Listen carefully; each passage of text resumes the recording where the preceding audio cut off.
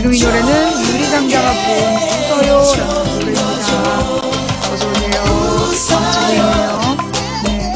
싹발 아니고 삭발이야. 호수야님 감사합니다.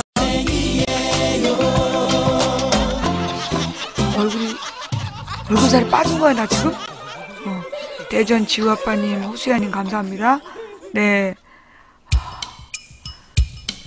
내가 종편을 왜 나가니? 자, 안녕하세요. 망치부인입니다. 어서오세요. 자, 어서 들어오세요. 망치부인이에요. 자, 오늘 좀 일찍 시작했어요. 루브르 13님 감사합니다. 조이한님 감사하고요. 안녕하세요. 노원구 창동사는 불량주부 망치부인이 운영하고 있는 생방송 시사수다방에 오신 것을 환영합니다. 반갑습니다. 감사합니다. 어서오세요. 우리 아나프리님 탁발하고 내려가시면서 춥지 않으셨어요? 하느님 감사합니다. 어서오세요. 바람바오님 감사합니다. 진짜찾기 삭제돼 있었어요. 네. 강아지 잘봐줘님 감사합니다. 예떡구리님 감사하고요. 예수박 광팬님 감사합니다. 어서오세요. 망치부입니다.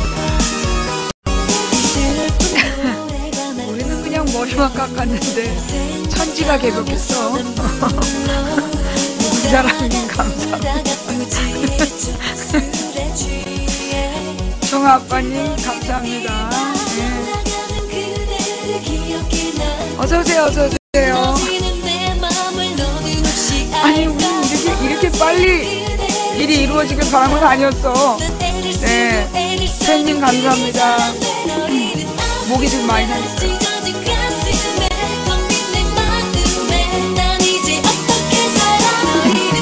10일 동안 여행 다녀오셨어요? 그렇구나. 네. 초록머리님 감사합니다. 조이양님 감사합니다. 어서오세요.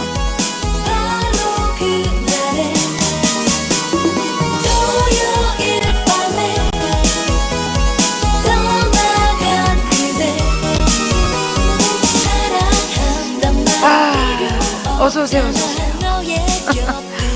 많이 놀라셨죠? 일요일날? 네. 어서오세요. 망치부인이에요.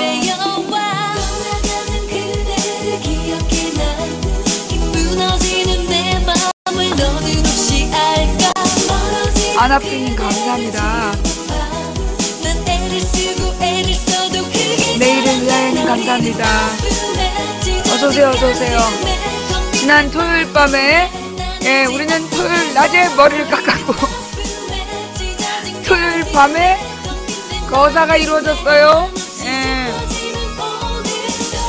삼조이님 오랜만이에요. 어서오세요.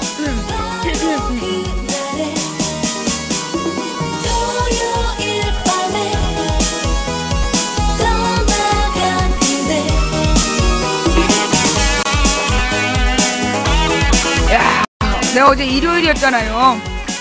일요일 낮에 긴급 생방을 하는데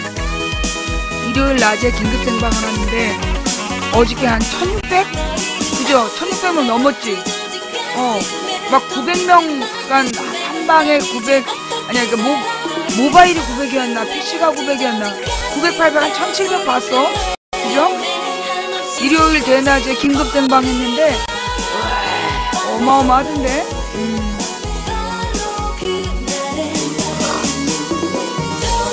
삭발단 인원 다 채워서 했어요. 1700 넘었어요. 어제 낮에. 그래요. 안녕하세요. 망치부인입니다. 네. 어저께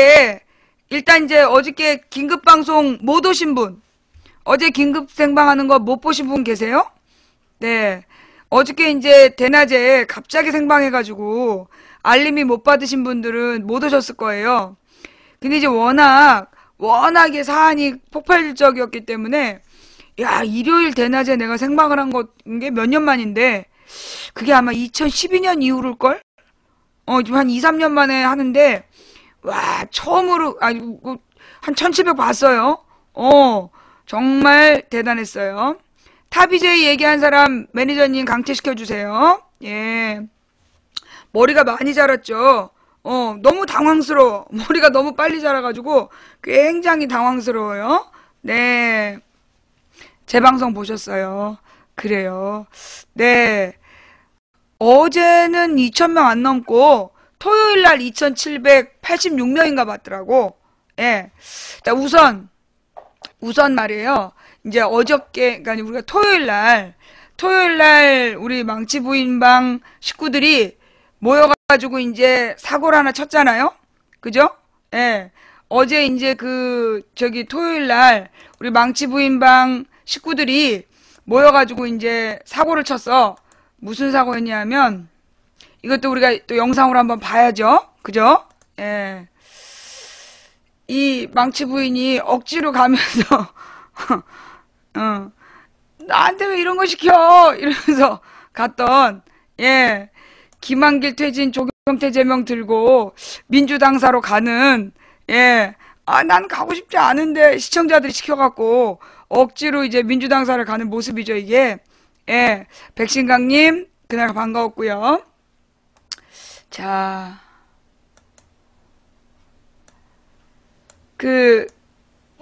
야당은 대통령이 없는 정당을 이야기합니다. 그러면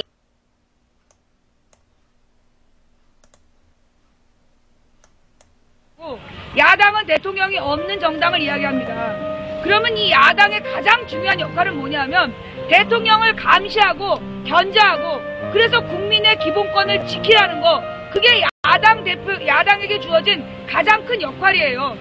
그러면 그 일을 가장 일사불란하게 효율적으로 지도해야 되는 게 야당 대표입니다. 그런데 김한길 대표는 지금 그 국민 70%의 여론으로 특검 명령을 받고도 들어가서 특검을 안 하는 걸로 합의하고 나왔습니다. 지금까지도 특검은 대충 국정원 범죄에 대한 특검 얘기는 얼버무리고 시간을 끌고 있어요. 국민들이 지금 그래서 지지난주에 나온 여론조사에는 지금 민주당이 야당의 역할 제대로 못하고 있다라고 인정한 국민이 83.7%입니다. 그리고 지금 민주당의 가장 큰 문제가 뭐냐? 김한길이 잘못하고 있다라고 얘기한 사람이 60%입니다. 국민 60%가 김한길 대표 잘못하고 있다라고 얘기를 하고 있으면 반응을 해야 되는데 기껏해야 반응한 게 박근혜 대통령한테 밥 먹자고 자꾸 얘기도 안 먹어주니까 이제 안철수하고 밥 먹고 다니고 있어요. 저희들은 재벌이 가진 어마어마한 돈도 가지고 있지 않습니다. 또 뭐 막대한 무기로 무장을 한 군인들도 가지고 있지 않습니다. 우리는 아무 힘이 없는 서민입니다. 그래서 우리는 싸울 수 있는 방법이 내가 가진 것을 내려놓는 방법밖에 없습니다. 그래서 오늘 우리는 우리가 가진 것 중에서 하늘로부터 받은 첫 번째 우리들의 머리카락을 자르려고 합니다. 저는 사실 오늘 이 자리에 너무나 죄송합니다. 제가 삭발을 했을 때는 저 혼자 삭발을 하면 조금 변할 줄 알았습니다. 그런데 아무런 답변이 없었고 아무런 변화도 일어나지 않아서 오늘 또 수십 명이 이 자리에 삭발하러 나왔습니다. 제가 지금 제대로 잘하고 있는 것인지 오늘 저의 선택이 올바른 행동인지 참 많은 고민이 듭니다. 혹시 오늘 머리를 깎은 이분들이 앞으로도 변화되지 않는 정치권에 실망하거나 절망할까봐 그것도 너무나 겁이 납니다. 우리들의 힘은 너무나 미약해서 오늘 당장 어떤 변화를 만들어낼 수는 없지만 오늘 우리가 이 자리에서 뿌린 눈물과 그리고 우리들의 머리카락 한 올 한 올이 언젠가 먼 훗날 대한민국의 역사를 바꾸는 첫 시작이 되지 않을까라는 작은 바람을 가지고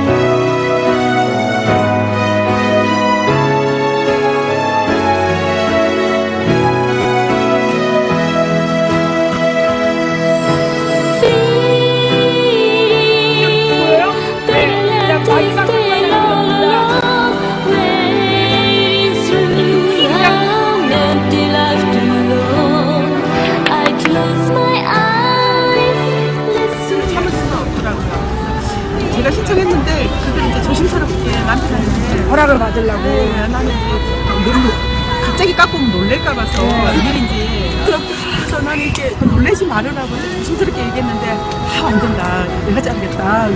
그래가지고 우리 남편이 이제 너무 고마워요. 근데 이렇게 해서 안 되면 또 제가 또 해야 되니까 이렇게 해서도 안 되면 또 잘라야 되니까 그런 일 우리 남편이 고마운데 그런 일이 안 생겼으면 네 마음이 고마워서라도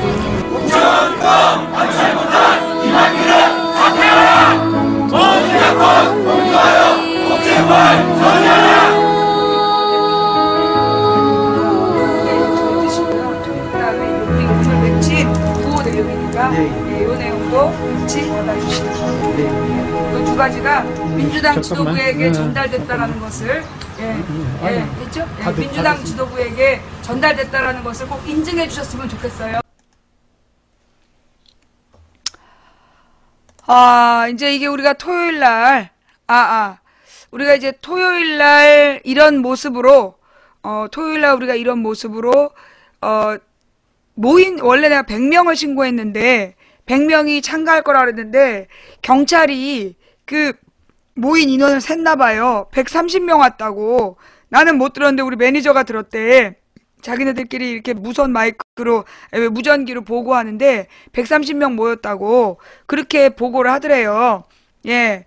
그리고 이제 머리를 깎으러 오신 분이 50분이 오신 거예요. 막 늦게 일 마치고 달려오신 분들까지. 아이고 다리. 아우. 누구세요? 네.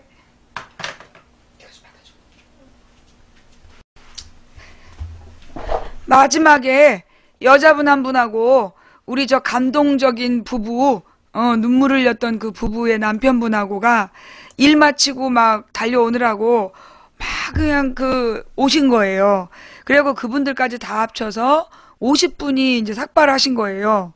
그리고 이제 삭발 사진을 보내신 분이 모두 이제 6분, 나까지 7명이 이제 삭발을 해서 총 57명이 이제 김한길 사퇴와 야권 공조를 요구하며 삭발을 한 거죠.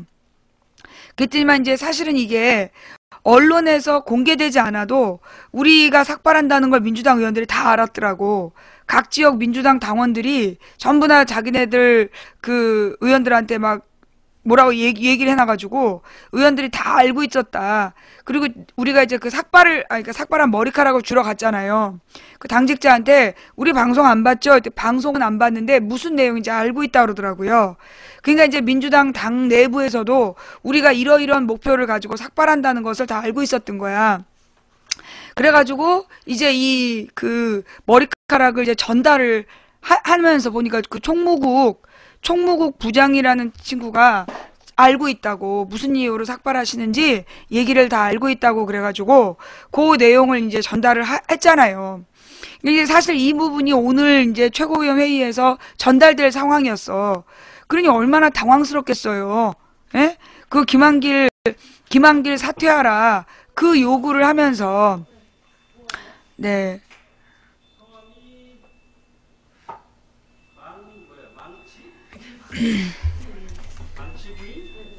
이건 말인가요? 네.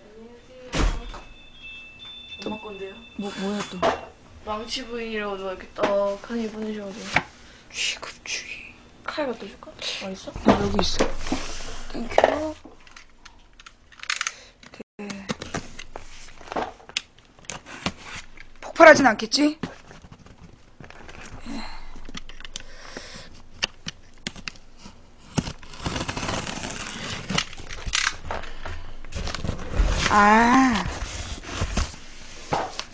뭐 아프리카에서 보낸 건데? 아프리카 TV?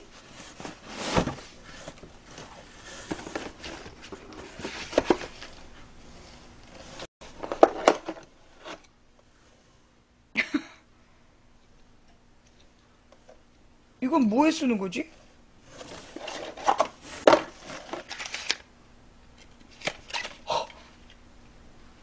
이런! 누구 맘대로! 예.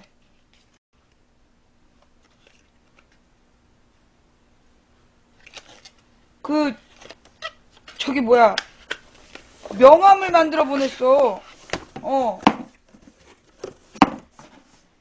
에이? 누구 맘대로 명함이야? 아프리카 베스트 BJ 인증서? 귀하는 귀화 재능으로 다양한 콘텐츠를 강조하고 아프리카 TV를 통해 열성적으로 세상과 소통하며 새로운 인터넷 방송 문화를 선도하였길래 아프리카 TV 베스트 BJ로 선정합니다. 아프리카 베스트 BJ 인증서를 보내왔어요? 예, 백날 거진님 감사합니다. 네. 그리고 이거 내가 이 끈을 구하고 있었는데 잘 됐다. 목도리 끈. 예. 이거 무슨 저기 어디 들어갈 때 찍고들 이걸로 전철 탈 수 있나? 예. 그거 하고 또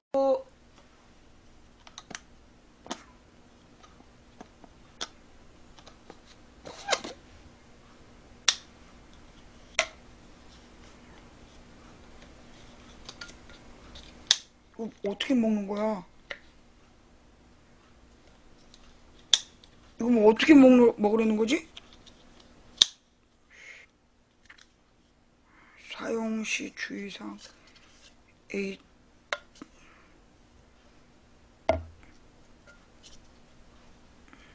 아니, 뚜껑이 열려야지 먹을 거 아니야, 이게 지금. 안 열리는 건가, 이건? 모르겠다. 현대 문명이 너무 어려워. 뚜껑 안 열려? 잡아당기는 거구나.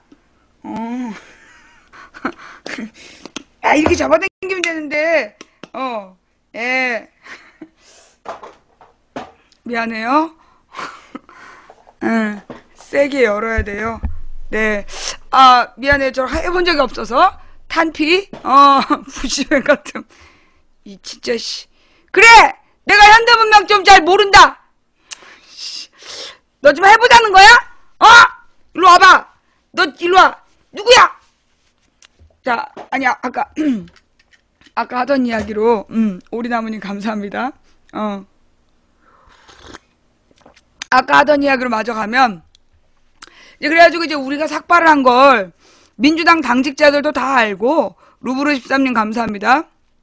국회의원들도 다 알고 무엇보다 이게 소문이 너무 많이 나가지고 어떤 선배가 그러니까 우리 학교 선배인데 되게 학번이 높아갖고 개인적으로 연락한 적이 없는 선배가 문자를 보내신 거야. 여기서 저기서 너가 단체 집단 삭발한다고. 레알 보수 개덤님 감사합니다. 이제 너 집단 삭발한다고 여기저기서 문의가 들어온다고. 어떻게 된 거냐? 그러면서 이제 문자가 들어왔더라고요. 학교 선배님한테. 그러니까 이제 이게 우리 방에서 삭발한다는 게 소문이 완전히 쫙 나 있었던 거야.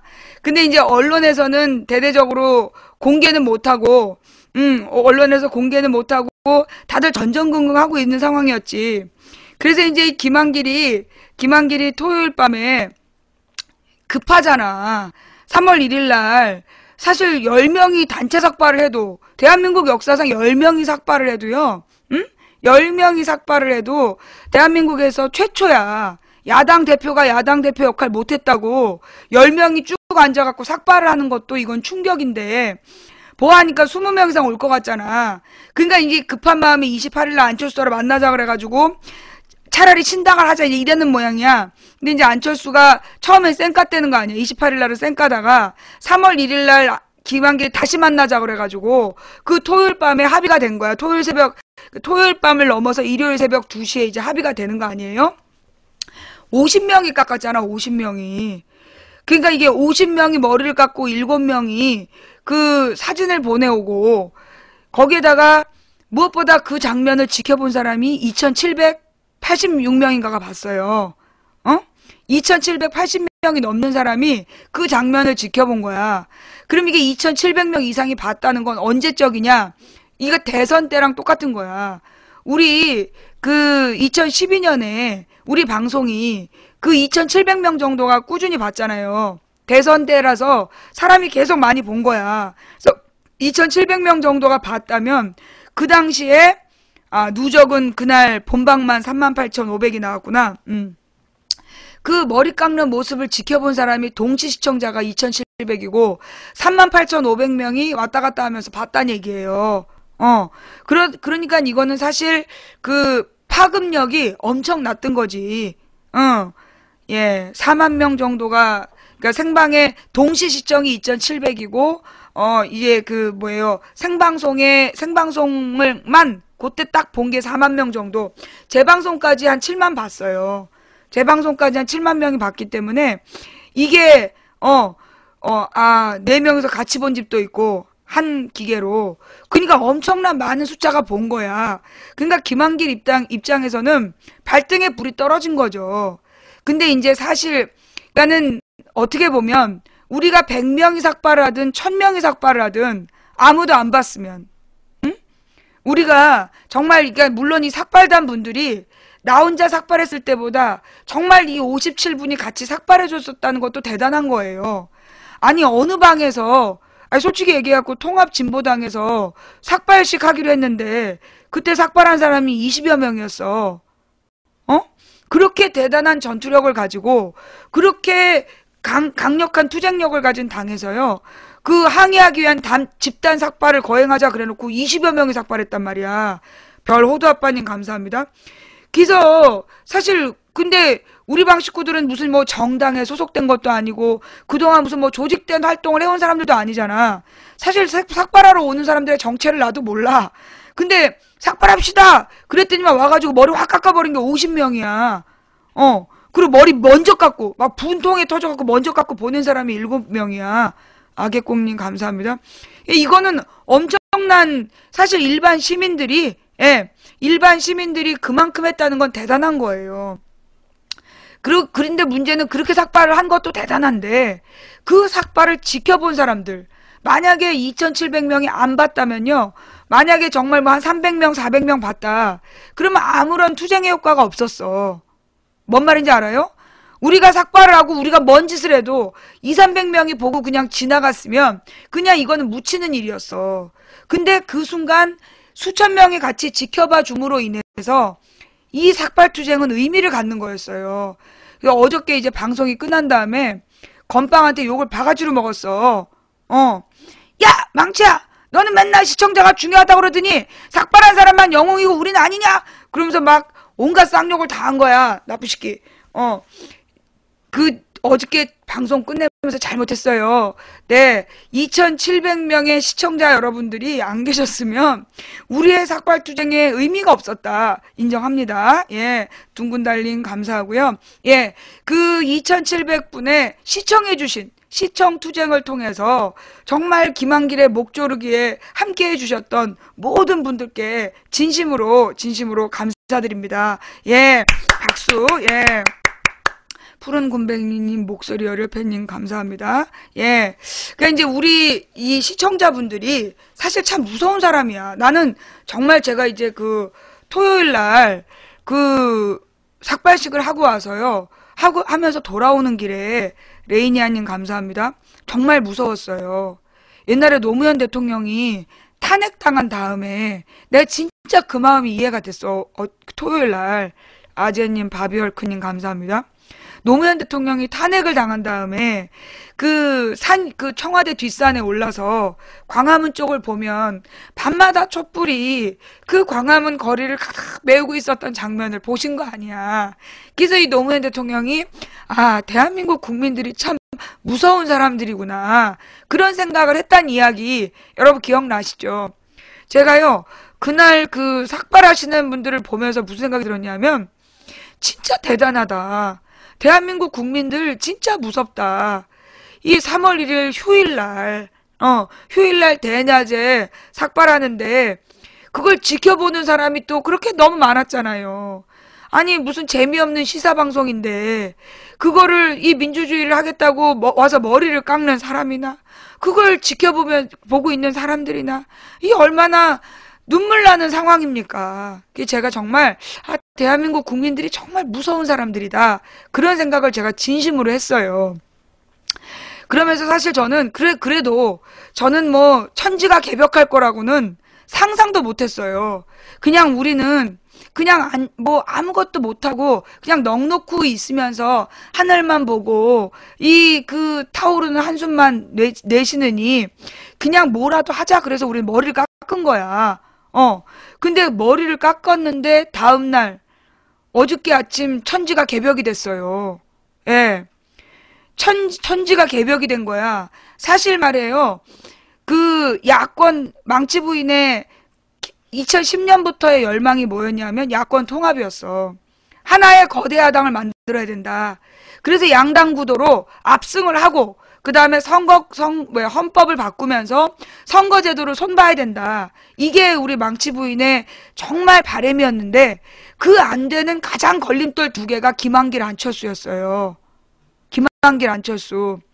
김한길은 어차피 민주당을 망가뜨리는 게 목적인 사람으로 행동을 했고 그리고 이번 지방선거를 지는 게 목적이었다고. 김한길의 목적은 지는 게 목적이었고 안철수도 마찬가지야. 여러분 그 안철수당의 윤여준이라는 사람 인터뷰를 보세요. 지방선거 지는 게 목적인 사람들이야. 김한길이나 안철수나 둘 다 지는 게 목적인 사람이었기 때문에 절대 야권 통합은 안 한다라고 호언장담을 했던 사람들이야. 그래서 이 두 장애물이 사실은 제일 큰 문제였고 그래서 망치 부인은 김한길 사퇴를 요구한 거야. 왜냐? 민주당 내부에서 김한길 사퇴를 요구해서 가장 큰 장애물을 제거하고 비상대책위를 만들어서 안철수를 포함한 전 야권이 모이는 큰 야당을 만들어야 된다. 빅텐트를 만들어야 된다라는 게 나의 주장이었기 때문에 계속 그 주장을 했던 거예요. 그런데 이 김한길이 우리가 김한길 사퇴하라. 그 압박을 계속 하니까 자기의 정치적인 위기를 극복하려고 야권 통합을 합의해버린 거야. 예. 그러면 여기서 안철수하고 김한길이 합의를 함으로 인해가지고 우리가 얻은 게 뭐냐. 사실 제가 그동안 일부러 말을 안 했어요. 왜 일부러 말을 안 했냐 하면 내가 이 이야기를 하면 쟤네들이 여기에다가 어떤 대응을 마련할까봐 이걸 집중적으로 방해하려고 할까봐 내가 야권 통합이나 안철수당과의 연대에 대해서 되게 부정적으로 얘기했던 이유가 뭐냐 하면 방해할까봐 내가 일부러 그 얘기를 안 했어. 근데 사실 제일 심각한 문제가 이 문제였어요. 뭐냐 하면 전국에서 지난 2010년에는 그러니까 민주당에서 공천 신청했다 떨어진 사람들이 2010년에 국참당으로 출마했다가 그 다음에 국참당이 흐지부지 된 다음에는 한나라당에 입당했다가 이번에 안철수당으로 나오겠다는 사람들이 태반이었어. 전국에 정말 그렇게 나오겠다는 게 정말 수백 명이었어요. 정말 그런 양아치들이 그 안철수 거품을 등에 업고 거기다 종편에서 얼마나 안철수당을 띄워줬겠어. 그러니 안철수당을 존나 띄워주는 그 분위기 속에서 완전히 정치계의 양아치라고 할 수 있는 사람들이 안철수당이라고 이름 들고 나와버리면 이번 지방선거는 완전히 쓰레기장 되는 거였어요. 끝나는 거였어. 그런데 이번에 안철수가 그걸 포기한 거 아니야. 독자 정당을. 그것만 하더라도요. 지역별로 한번 물어봐봐. 진짜 심각했다니까. 내가 그랬잖아요. 옛날에 문재인 안철수 막 단일화 하다가 안철수가 후보 사퇴해서 이 후보 등록 안 한 걸로 그 역할 다 했다 라고 내가 얘기했던 거 기억나요?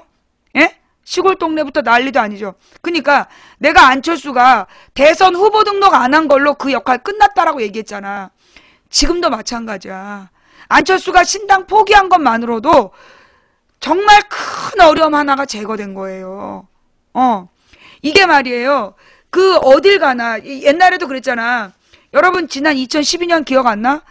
민주당으로는 안 된다. 통진당. 인터넷에서 완전히 통진당 분위기가 게시판마다 미건수 같은 경우에는 90%가 통진당이었잖아. 그죠?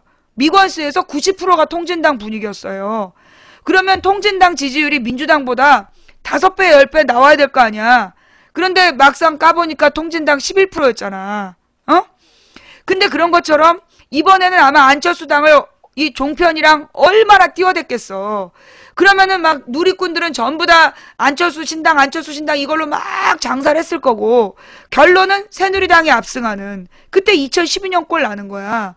통진당 지지율 막 띄워놓고 실제로 걔네들이 진짜 통진당 지지자들이 아니라 그 새누리 지지자들인데 일부러 통진당을 띄우는 거야. 3등 띄워서 2등 잡기 전략. 그게 이제까지 항상 뭐였어? 새누리당을 잡는 재벌 언론의 수법이었던 거예요. 소프트레드님, 아재님 감사합니다. 그래서 그 당시에 그랬던 모습처럼 이번에도 쟤네들 이제 근데 옛날에는 진보당이 옛날에 이제 나는 민노당 당원이다, 진보당 당원이다 이런 애들이 막 설치고 다녔는데 이번에는 진보당을 못 쓰잖아. 왜? 지금 해산 신반 청구에 들어갔기 때문에 진보당이다 막 이러면서 이 당을 띄울 수가 없는 거야. 통진당을 띄워서 민주당 잡기가 안 되니까 안철수 신당을 어떻게든지 만들어내서 그 당을 띄워가지고 2등 잡기. 이게 종편의 전략이었단 말이야. 사브리님 감사합니다. 그게 이번 지방선거를 가장 암울하게 만들었던 이유예요. 사람들이 이번에 그 뭐라 그러나 이번에 이제 막 그 지방선거에 대해서 절망적이었던 게 실제로 그거였잖아. 안철수하고 민주당이 합당 안 한다니까. 그러니까 뭐 연대 안 한다 그러니까 희망이 없다. 그거였잖아요. 가장 큰 문제가 그거였거든. 안철수하고 민주당이 야권 공조 안 하겠다고 공언을 했기 때문에 어차피 이번에 그러니까는 국민들이 어떤 분위기였냐면 두 당이 연대하면 공조하면 찍겠다. 그게 압도적으로 높았어. 근데 연대 안 할 거다. 그 의견이 다수였어요. 그렇기 때문에 그래가지고 이번에 국민들이 지방선거에 대한 관심이 막 되게 절망적으로 떨어지면서 에이 다 치워버려 이러면서 그 사람들이 절망감 속에 살고 있었던 거야. 그런데 어저께 안철수 입장에서는 원래 이제 이 안철수 효과라는 게 사실 이 언론에서 만들어낸 거잖아. 언론에서 안철수 효과라는 걸 만들어내고 이걸 종편도 같이 띄워주고 그러면서 결국은 3등 띄워 2등 잡기 전술로 공들여서 몇 년을 키운 거야. 안철수를 2010년부터 키웠기 때문에 안철수를 무려 지금 4년을 키운 거예요. 아니 2009년부터 띄웠던가? 하여튼 안철수를 띄운 게 2009년부터야. 그럼 2009년부터 9년, 10년, 11년, 12년, 13년, 5년을 공들인 게 안철수야. 안철수 효과. 그러면서 이 안철수 효과라는 그 거품을 만들어가지고 정당 지지율이 높다는 장사를 얼마나 해먹었어. 그런데 어저께 근데 이 문제는 뭐냐면 새정추가 만들어진 다음에 새정치연합이라는 당 이름을 딱 걸자마자 지지율이 8.8로 떨어진 거야. 안철수 신당이란 이름에서는 그 뭐 40%까지 가고 막 30몇 %까지 갔잖아. 그러니까 뭐 민주당의 2배 정도의 지지율이 나오고 그러니까는 이제 새누리당이 1등, 안철수 신당이 2등, 민주당 3등 이랬단 말이에요. 근데 새정치연합이라는 그 당명을 걸자마자 바로 8.8%로 떨어진 거야. 지지율이 반도막 이하로 떨어졌어요. 그러니까는 이 안철수란 이름이 빠진 당 이름으로는 10% 지지도 못 받은 거야. 그러니 그렇게 되면서 안철수의 몸값이 완전히 똥값 되고 안철수 관련 주식도 급락하게 되는 거죠. 그러다 보니까 안철수 입장에서 굉장히 난처한 상황이었던 거야. 거기에다가 안철수 당으로 오는 사람이 없는 거지. 인재 영입이 안 되는 거야. 안철수 당으로 오겠다는 사람이 없어. 거기다가 신당 창당하려면 30억이 들어가는데 안철수 이름 팔고 출마하겠다는 놈들은 많은데 돈 내는 놈들은 없는 거야. 그러니 안철수도 사면 초과였어요.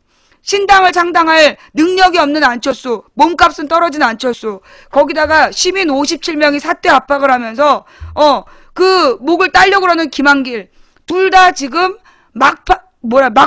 그걸 뭐라 그래? 응? 궁지에 몰린 거야, 궁지에. 궁지에 몰린 두 사람이 선택할 수 있는 길은 딱 하나. 살아날 수 있는 단 하나의 길은 야권 통합 신당 창당인 거야. 그래서 신당 창당이라는 이제 그 수를 던져서 일단 둘의 목적은 위기를 극복하려는 거죠. 예. 위기를 극복하려는 목적으로 이게 이제 그 미디어 오늘에도 기사 나온 거 봐봐요. 창당 자금 못 먹었다는 얘기가 나와. 그리고 이 두 사람의 개인적인 정치적 위기를 극복하기 위한 꼼수로 밀실에서 야합을 하고 나왔지만 결과적으로는 우리 전체 민주 세력에게는 가장 큰 어려운 장애물 2개를 넘은 거야. 가장 큰 어려운 장애물 두 개, 김한길, 안철수라는 이 야권 통합으로 가는 길에 가장 큰 걸림돌 두 개를 스스로 치운 거야. 그게 우리한테는 굉장히 장점이었어요. 이번 여러분 2010년에 못 봤어? 얼마나 되지도 않는 인간들이 나와가지고 무슨 당이다 나와가지고 민주당만 까댔잖아. 지방선거 내내 민주당만 까댔어. 그 꼬라지가 이번에 또 벌어졌으면 지난 지방선거 꼴 나는 거야. 새누리당 압승하는. 정말 이번에도 온갖 양아치들이 모여 있었다니까.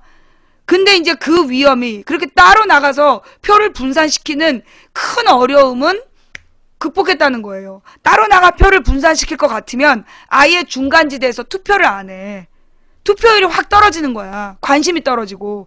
제일 큰 어려움이 그거였는데 요 중간지대에 있는 사람들은 야권이 하나로 뭉치면 투표해. 근데 분산되면 안 해. 그게 그들의 특징이거든요. 근데 이번에 하여튼 안철수 신당을 포기하는 바람에 그 어려움, 가장 큰 어려움을 극복할 수 있었던 거야. 그러니까 우리가 이번 지방선거에서 제일 큰 장애물을 넘은 거예요. 예.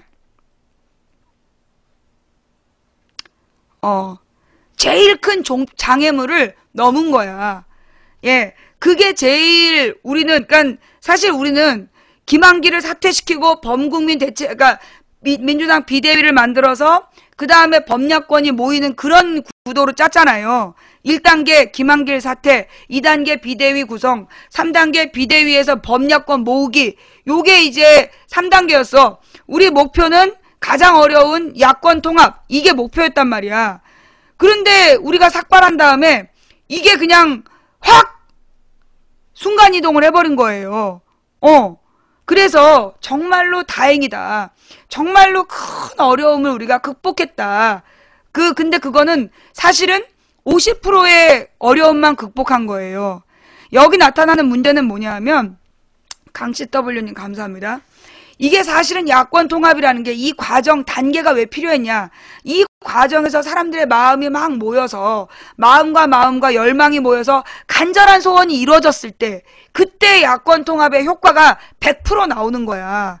근데 이번 건은 사실 지금 위기에 몰린 두 정치인이 안철수, 김한길이라는 둘 다 지금 몸값이 하락 중이었고 욕을 바가지로 먹고 있었던 두 명이 자기 지살길을 위해서 밀실에서 합의하고 나온 거기 때문에 야권 통합의 가치와 의미를 반감시켰어. 그래서 효과를 50%로 줄여버린 그런 문제점이 있는 거예요. 썬텐 염소님 감사하고요. 조가비님 감사합니다. 그래서 어떻게 보면은 우리가 야권 통합으로 100% 승리가 가능했는데 둘이 밀실에서 야합하는 바람에 밀실에서 합의하는 바람에 이게 승률이 50%밖에 안 되는 거야. 승률이 50%라는 얘기는 패배할 가능성이 50%라는 얘기예요. 물론 이전에는 패배할 가능성이 100%였어. 자 뭐라고요? 이 토요일까지는 패배할 가능성이 100%였어. 야권이 새누리당에 패배할 가능성이 100%였는데 어제 야권 통합이 신당 창당을 합의하는 바람에 패배할 가능성이 100%에서 50%로 줄어드는 거예요. 그러나 아직 50%의 패배 가능성이 있단 얘기야. 무슨 말인지 알겠어요?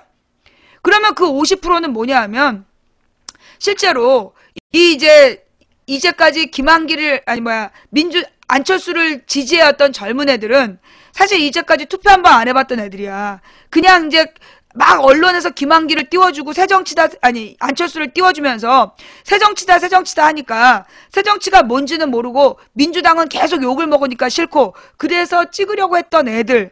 그런 애들한테는 사실 이제 이 안철수가 어떤 해명도 설명도 없이 민주당으로 민주당으로 들어와 버렸기 때문에 사실은 그 젊은 친구들은 뻥친 거지. 해명이 안 됐기 때문에. 그로 인해서 이 사람들이 뭐 정의당으로 막 지지세가 결집된다든가, 차라리, 나는 그러면 정의당으로 갈래. 이래버리면서 그 지지율이 빠진다든가 그런 문제가 생길 수가 있고, 또 하나는 이 김한길이 민주당 의원들하고 민주적인 토론을 거쳐서 합의를 거쳐서 나온 게 아니기 때문에 민주당 내부에서 김한길에 대한 불신, 이걸 가진 정치 세력들은 따로. 근데 사실은 그러니까 이번에 지방공천을 못 받을 것 같은 사람들이 이 과정과 절차의 비민주성을 명분 삼아서 그 민주당 내부에서 반란을 일으킬 수 있다는 거죠. 김한길 꼼수뿐님 감사합니다. 뭐라고요? 김한길이 안철수하고 이렇게 밀실을 합의를 해버리는 바람에 민주당에서 공천 못 받는 사람들이 이에 반발을 해가지고 그 결론은 자기가 공천 못 받았기 때문에 반발하는 거지만 명분상 과정과 절차에서 김한길이 독재 독선을 했다. 이걸 명분으로 내세울 수 있다는 거야. 그래서 과정과 절차의 문제란 얘기거든. 옛날에 우리가 사학법 개정이 정말 필요한 거였지만 그 과정에서 한나라당이 반대했는데 막 그 방망이를 두드려 버렸다고. 이게 날치기다. 그 명분을 가지고 이것들이 길거리에 나가가지고 그 사학법을 결국 뒤집어낸 거 아니야. 물론 김한길의 협조가 있어서 가능했지만 좌우지간 그런 것처럼 이 공천 못 받은 민주당 세력이 반발할 위험 이게 있다는 거야. 그래서 지금 앞으로 남은 이 절반은 앞으로 나온 위험성에서는 안철수 지지하는 척했던 젊은 애들이 나는 이제 정의당 지지할 거야 뭐 이런 식으로 유도하면서 여전히 그 다자구도를 만들려고 하는 어려움, 그 다음에 민주당에서 공천 못 받는 세력들이 이 과정과 절차의 비민주성을 명분 삼아서 싸울 수 있는 어려움 이런 게 있고, 그 다음에 이제 이 종편에서는 벌써 어제부터 신속하게 돌아간 작업이 뭐냐, 김한길은 동교동계다. 근데 이 친노계에서 반발한다. 그러면서 동교동계와 친노계의 싸움이라는 구도를 어제부터 열심히 만들더라고. 그래서 막 돌리고 있는 거야. 그거 보신 분. 김한길은 동교동계고 그 뭐 문제는 친노인데 이 친노가 동교동계하고 그 동교동계에 반발하고 있다. 그러면서 친노를 세력화해서 동교동계하고 대립이 예상된다. 그렇게 지금 쓰고 있어요. 예. 이제 보신 분들한테 어디서 봤는지 한번 물어봐. 그러면서 이제 얘네들이 계속 만들어내는 말이 뭐냐 하면 친노 세력화야. 친노 세력화. 자, 그러니까 자, 지금까지 내가 얘기한 거 첫 번째는 민주당 내 공천 못 받은 공천 탈락 세력의 반발. 그게 첫 번째 위험 요소. 두 번째는 안철수의 새정치가 뭔지 모르고 좋아했다가 안철수가 이거는 새정치가라고 이제 더 이상 얘기할 수 없게 된 거거든. 안철수 새정치론은 어제 폐기된 거야.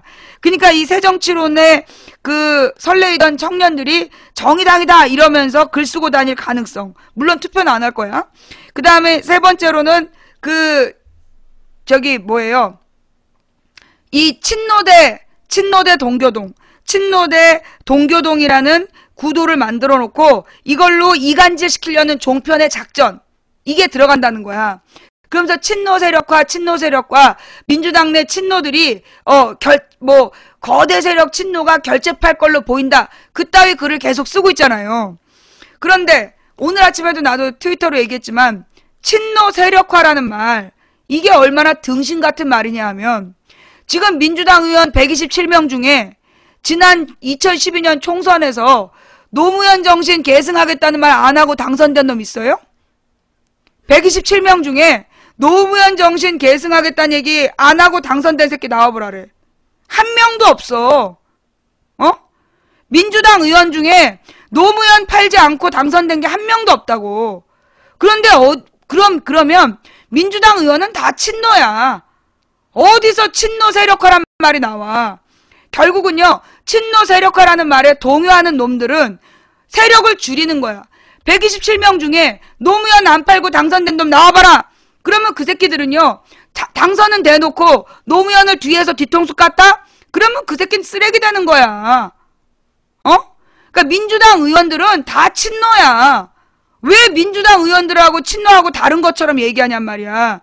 결국 친노 세력화라는 말, 그 말은 민주당을 분열시키려는, 민주당 127명의 의원들을 분열시키려는 쟤네들의 구도라는 거죠. 그러니 거기에 속아 넘어가면 안 돼.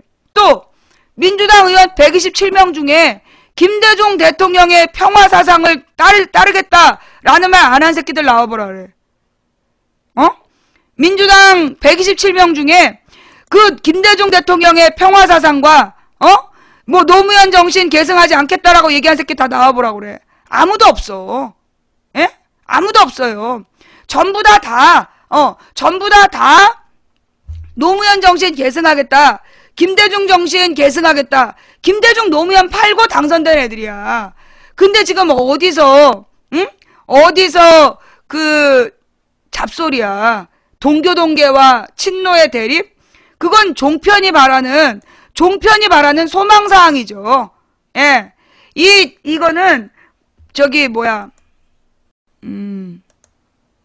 친노와 동교동계의 대립은 민주당의 민주당을 그 갈라치기 하려는 이간질 시키려는 그런 뭐가 되는 거야. 이간질용 멘트일 뿐이야. 왜냐하면 지금 종편에서 새누리당을 당선시키려면 어쨌거나 새로운 당을 분열시켜야 되잖아. 새로운 당을 분열시키고 개파 갈등이 있는 것처럼 몰아붙여야 지들이 이기기 때문에 어젯밤부터 오늘까지 나온 얘기는 친노 세력 결집하라는 이름으로 그러면서 동교동계와 친노의 대립이라는 그 생구라를 까고 앉아있는 거야. 구라 까고 자빠진 거지. 뭔 말인지 알아요? 민주당은 전부 다 친동교동이고 민주당은 친노야. 김대중 노무현하고 친하지 않은 후보가 어딨냐고. 김대중 노무현 안 팔고 당선된 게 어딨어. 어디서 갈라져. 둘 다 그러면 개새끼지. 개새끼 아닌데 쥐새끼지. 뭔 말인지 알아요? 그렇기 때문에 친노 세력화라는 말에 넘어가면 안 돼. 그 말은 지금 새로운 야권 통합을 어떻게든 분열시키려는 쟤네들의 그 프레임이 뭐냐. 야당은 개파 분열 때문에 안 돼.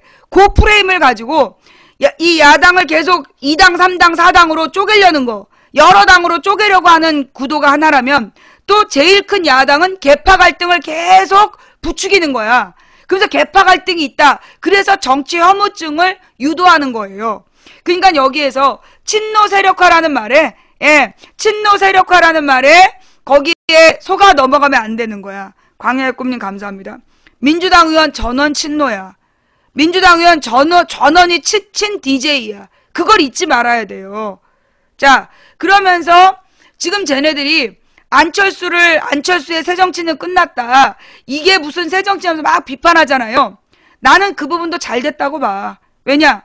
안철수 지지율이나 이런 거는 사실 만들어진 거야. 걔네들이 만들어낸 포장이란 말이야. 거품이고. 그래서 쟤네들이 안철수를 막 까대서 나는 손해볼 거 없다고 봐요. 대한민국 민주주의 발전에 그 김한길류에 왔다 갔다 하는 애들, 그 다음에 어려움이 안철수였어. 도대체 얘는 어디로 튈지 모르는 그 변수라고 그러잖아요. 위험 요소였어. 리스크. 어디로 갈지 모르고 얘를 계속 키워가지고 끊임없이 이 2등 잡기로 얘를 쓸 수 있었기 때문에 그게 가장 큰 어려움이었어. 이 안철수가. 근데 어저께 이 새정치로는 의미가 끝난 거야. 안철수 효과는 끝났어. 어제로. 그렇기 때문에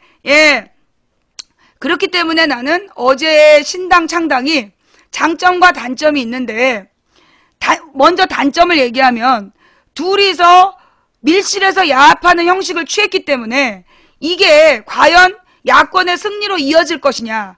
이게 결국 마지막에 발목 잡을 거다. 그 어려움. 이걸 굉장히 극복해야 돼. 이게 굉장히 어려운 난제예요. 그게 단점이고 장점은 뭐냐 하면 그 무자격자들이 안철수 이름 팔고 지방선거를 쓰레기장으로 만들 수 있는 위험 요소를 제거했다는 거. 그 다음에 또 하나는 종편에서 안철수당 띄워서 그 민주당을 잡으려는 그 전략을 깨버린 거. 그거에 있어서 두 가지의 큰 장점. 그거는 우리가 인정을 해야 돼. 그리고 이제 앞으로 나설 수 있는 어려움은 뭐냐. 그러니까 단점은 아까 얘기했듯이 밀실야합이라는 비난. 그 다음에 장점은 그 표분산 전술과 그 다음에 3등 띄워 2등 잡기 재벌 언론의 종편의 그 계책을 못하게 만들었다. 요 두 가지 점은 굉장히 큰 장점이다. 근데 이 단점이 앞으로 우리의 50%의 운을 좌우하게 될 것이다. 그게 이제 우리의 문제점. 그 다음에 이제 앞으로의 난제. 이제 앞으로는요, 국정원 벌레들하고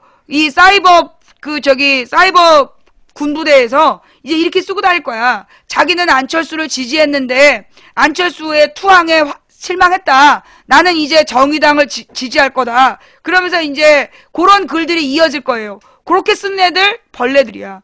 그거 주도하는 애들이 국정원 벌레들. 응? 국정원 벌레랑 군 사이버사가 그렇게 여론 조작을 해갈 거다. 걔네들의 문제는 투표 안 한다는 거예요. 그러면서 분위기만 그렇게 띄우려고 할 것이다. 라는 걸 우리가 예상을 해야 되고, 두 번째는, 그럼 왜냐? 자, 안철수 지지했던 애들이 뭐라 그랬냐면, 민주당하고 새누리당 둘이 대립하는 게 싫다. 그래서 중간지대가 필요하다. 그거였잖아. 너무나 좌우로 분열돼서 그 극단적 정치로 가고 있기 때문에 자기는 중도 세력이다라고 얘기했잖아요.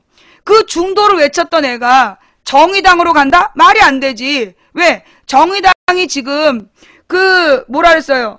통합 제의를 받았으나 거절했다. 왜? 자기네들은 진보의 길을 가겠다 그랬어. 민주당보다도 더 좌편이야, 정의당이.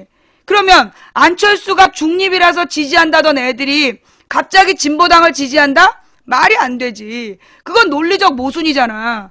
안철수의 새정치는 중립지대의 정치라서 지지한다며. 그런데 더 좌쪽의 정의당을 지지한다? 그게 말이 안 된다는 거야. 그래서 안철수 지지했다가 자기가 정의당 지지한다고 글 쓴 애들은 100% 벌레라고 보면 돼. 국정원 벌레들이라고 보면 되는 거예요.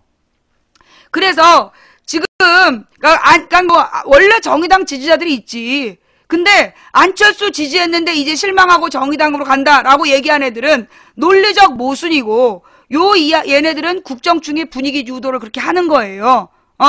그래서 거기에 넘어가면 안 된다. 민주당 내부에서는 친노 세력 결집이다, 이런 말로 친노와 동교동의 대립이라는 그 계파 분열을 강조하려는 이 종편의 조작질, 여기에 넘어가면 안 된다. 이걸 본방에 컴퓨터 시청자님들 중계방으로 이동 좀 부탁드릴게요. 네. 여러분들이 본방에서 이렇게 또 중계방으로 이동을 해주셔야 또 망치분 그냥 클릭하면 들어오는 분들이 들어오실 수가 있어요. 예. 자, 그래서 여러분 이제 중계방으로 이동해 주시면 대단히 감사하겠고요. 예. 그리고요, 이게, 자, 근데 이제 앞으로 또 어떤 걱정들이 많냐. 이게 김한길하고 안철수가 둘이 뭔가 밀거래를 했을 거다. 뒷거래를 했을 거다. 그러니까 김한길은 안철수를 다음 대선 후보로 밀어주겠다고 했을 것이고, 당권은 김한길이 잡는, 김한길은 당권, 안철수는 대권, 이런 식으로 둘이 밀약하지 않았겠냐. 그런 얘기를 하는 거잖아요. 그러면서 이제 새로운 당이 됐을 때 안철수를 후보로 띄우지 않겠냐, 이런 걱정들을 하시잖아요. 여러분, 지금 만드는 건 신당이에요. 새로운 당을 만드는 거야. 그 새로운 당을 만드는 데 있어서 당원들이 대거 들어가가지고 후보를 뽑는 거지. 누구 맘대로 안철수를 대선 후보로 누가 정해. 김한길이 뭐라고 대선 저기를 주겠어. 말도 안 되는 얘기지. 김한길이 대권 약속했는데 안 준다 그러면서 안철수가 나가잖아? 그럼 그 순간 등신되는 거야. 김한길이가 지가 안철수한테 대권 준다고 줄 수가 없다니까? 누구 맘대로 안철수를 대선 후보로 얘기를 해. 새로운 당에서 아래로부터의 공천, 국민 경선, 이런 걸 통해서 만들어내는 거지. 누구 맘대로 안철수한테 다음 대선을 약속해. 그거는 말이 안 되는 얘기고, 또 새로운 당의 당권을 김한길이 누구 맘대로, 새로운 당으로 먼저 들어가는 게 임자야. 새로운 당에 먼저 들어가는 세력이 임자야. 누구 맘대로 김한길한테 당대표를 줘. 그러니 우리가 토요일날 삭발하면서 요구했던 두 가지, 김한길 사퇴, 야권 공조, 두 가지가 한 큐에 이루어진 거예요. 두 가지가 한 큐에 이루어진 거야. 김한길, 안철수가 이번에 신당 합의함으로써 얘네들은 지금 최악으로 떨어지던 자기네들의 욕먹는, 그러니까 뭐라나, 까방권? 까임 방지권을 잠깐 얻었을 뿐이지, 당권, 대권, 밀거래는 불가능한 얘기예요. 그런 거에 넘어갈 수 있는 그런, 분위기는 아니야. 요게 잘 몰라서 그래. 예. 이걸 잘 몰라가지고, 그래서 이 둘이 밀거래한 거 아니냐, 못 믿겠다. 물론, 안철수가 진짜 그 말을 믿고 왔다면 정말 김한길한테 속은 거지. 만약에 진짜 김한길이 그런 밀약을 했다면 그 안철수가 김한길 고소해야 되는 거야. 그거는 김한길이 그걸 줄 수 있는 게 아니에요. 안철수한테 다음 대선을 약속할 수 없는 거야. 옛날에 이인재 기억나요? 김한길 옛날에 그 이인재가 이회창 김대중 붙었을 때 따로 출마했잖아. 그래서 이 이회창 표를 갉아먹었다고. 그래서 이인재가 다음 대권은 김대중한테 자기 달라고 막 그랬어. 김대중이 약속했지. 근데 노무현이 대통령 됐잖아. 노무현이 대통령 후보 됐잖아. 그런 거예요. 그러니까 뭘 밀거래를 해가지고 그걸로 대통령이 될 수가 없어. 그거는 또 새정치도 아니지. 그렇기 때문에 뭐 그 안철수 김한길의 밀거래가 걱정된다. 친노를 숙청하는 거 아니냐. 그 얘기는 잘 모르는 애들이 떠드는 거야. 잘 모르는 애들이 떠드는 거니까 그런 거에 낚이지 말아야 돼요. 자, 그렇다면 앞으로 이제 이 신당의 노선은 어때야 되냐? 김한길 안철수, 물론 종편은 계속 김한길 안철수를 띄울 거야. 왜? 김한길 안철수를 띄울수록 그 부정적인 이미지가 강화되기 때문에 김한길 안철수 얼굴을 계속 내놓을 거야. 둘이 합당하는 장면을 그 이제 좀 부정적인 이미지, 둘이 야합이다 이러면서 둘을 계속 종편에서 띄울 거예요. 그게 우리의 어려움이야. 우리가 패배할 수밖에 없는 50%의 이유가 김한길 안철수를 계속 띄웠을 때 그러면 이번 신당은 질 수밖에 없어. 표 떨어져. 표 떨어지게 하려고 일부러 그 둘을 계속 띄울 거라고. 김한길 안철수를. 그러면 우리들이 해나갈 수 있는 방법은 뭐냐? 김한길 안철수는 무시하는 거야. 욕도 하지 않는 거야. 욕도 안 하고 칭찬도 안 하는 거야. 김한길 안철수가 계속 눈에 띌수록 이번 지방선거는 져요. 자, 여기서 문재인 지지자들이 이런 생각을 해. 문재인 지지자들 중에 무슨 생각을 하냐면 그 문재인이 지금 나서면 안 된다. 지방선거 지면 책임을 문재인에게 물을 거기 때문에 그러니 문재인을 아껴둬야 된다. 그런 얘기를 한단 말이야.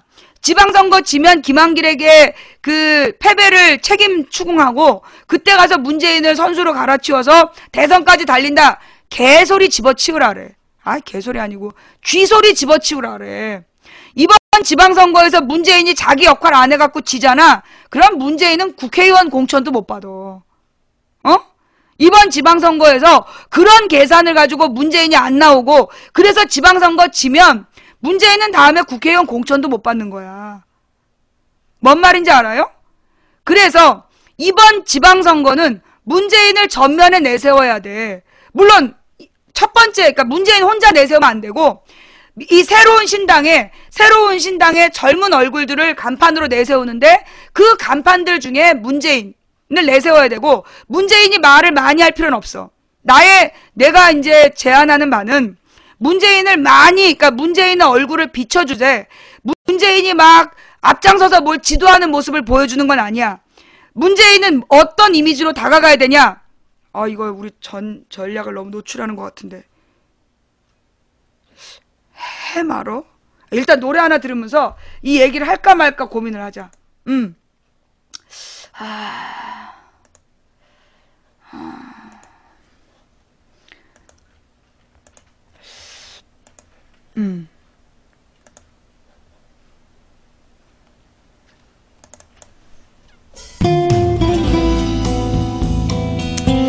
하는 게 좋겠지? 보라 베르베르님 감사합니다.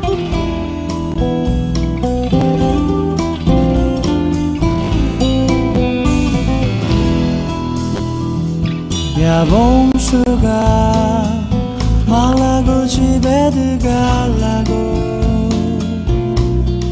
굴보라스 나트나 나도 한 묵어보자.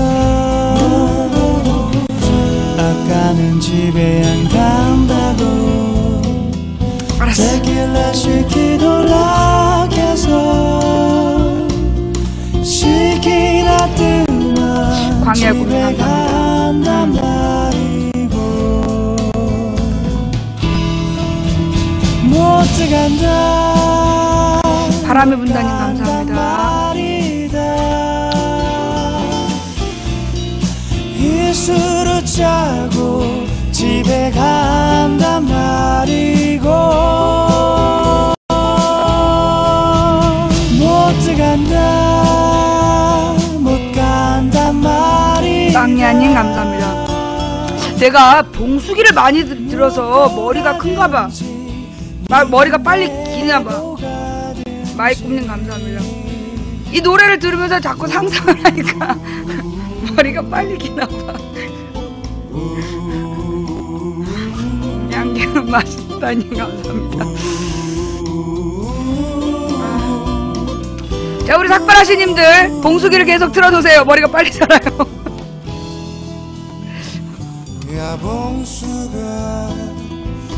오리나무님 감사합니다.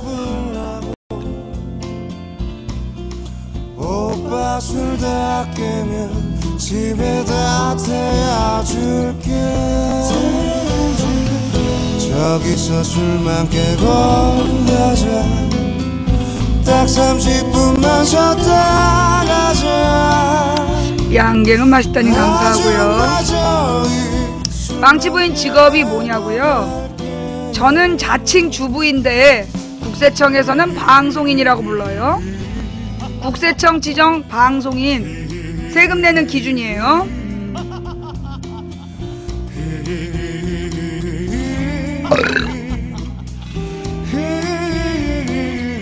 망치부인을 국회로 보냅시다. 이런 사람들이 제일 나를 열받게 해. 근데 국회의원 되면 쓸데없이 거기 앉아서 시간을 많이 뺏겨야 돼. 어? 국회의원 되면 제일 문제가 불필요한 회의에 참석을 많이 해야 돼. 가서 새누리당 헛소리 하는 걸 듣느라고 시간 낭비를 해야 되고. 내가 그런 시간에 어디서 방송해야지. 거기다 나는 대통령도 감시해야지. 국회의원 하는 짓거리도 다 감시해야지. 그 다음에 뭐 광역단체장들도 감시해야지. 광역의원, 기초의원 다 감시를 해야 되는데, 어? 내가 이 국회의원 그 쓰잘데기 없는 일 하느라고 내가 시간 낭비할 수가 있어? 언론기관이 제대로 역할을 하지 않기 때문에 내가 이렇게 국회로 못 가. 근데 만약에 이제 내가 이제 2016년에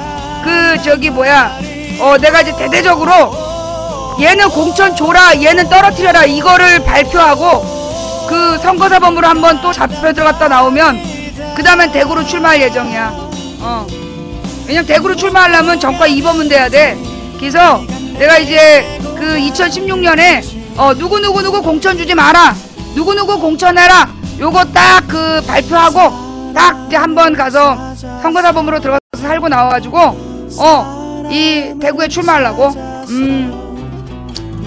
오늘도 헤매고 있잖아.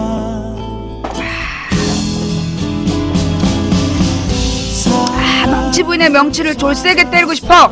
자, 일단 실험을 해봐야 되잖아. 네 명치를 있는 힘껏 때려봐. 그리고 어떻게 됐나 결과를 보고해.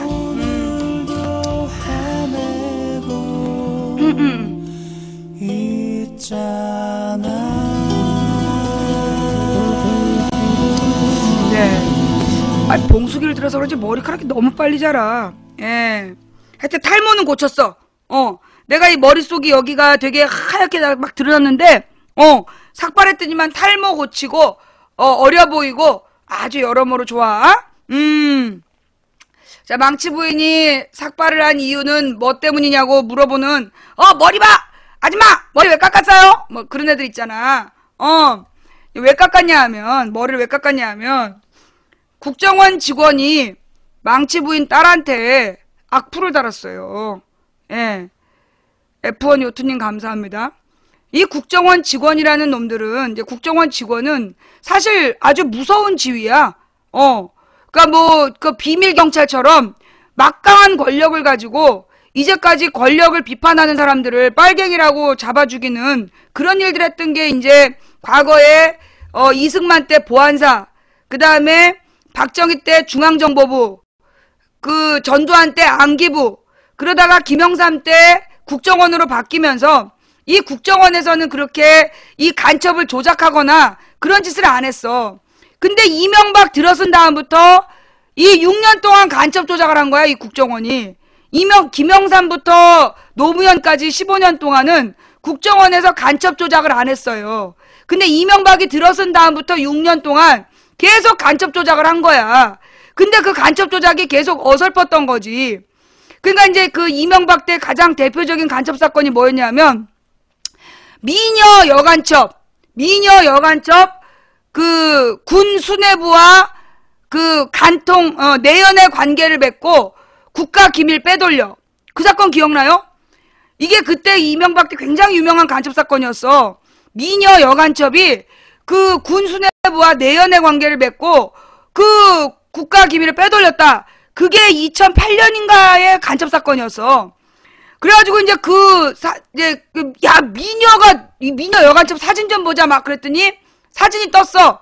그러니까 사람들이 거기다가 댓글을 다른 거야. 미녀라며. 그랬더니 이제 그 다음 날은 누가 이제 또 그 여자의 싸이를 해킹을 해가지고 결혼 사진을 올린 거야. 제일 예쁘게 뽀샵해 놓은 거. 근데 그 밑에 또 댓글이 뽀샵했는데 이래? 그래갖고 다음날 그냥 여간첩 원정어로 바꿨어. 미녀 여간첩에서 그냥 여간첩 원정어로 바뀌면은 코미디 사건. 근데 이제 그 다음에 이 여간첩 원정어가 누구랑 어떤 군수뇌부랑 내연의 관계였냐? 그때 대위야. 그러니까 이제 그때 네티즌들이 야 대위가 군수뇌부면 우리 집 화장지가 8만 대장경이다 씨파 이렇게 써가지고 이제 그 군수뇌부 얘기도 들어가고 국가 기밀은 막 인터넷에 떠도는 얘기였어. 그래가지고 이제 예비군 훈련 내용이었던가 인터넷에서 떠도는 내용이었던가 코믹 간첩 사건이 끝났어. 그 다음에 두 번째 2009년의 간첩 사건이 뭐였냐면 백날거주님 감사합니다. 2009년의 간첩 사건은 그 교수 간첩 사건.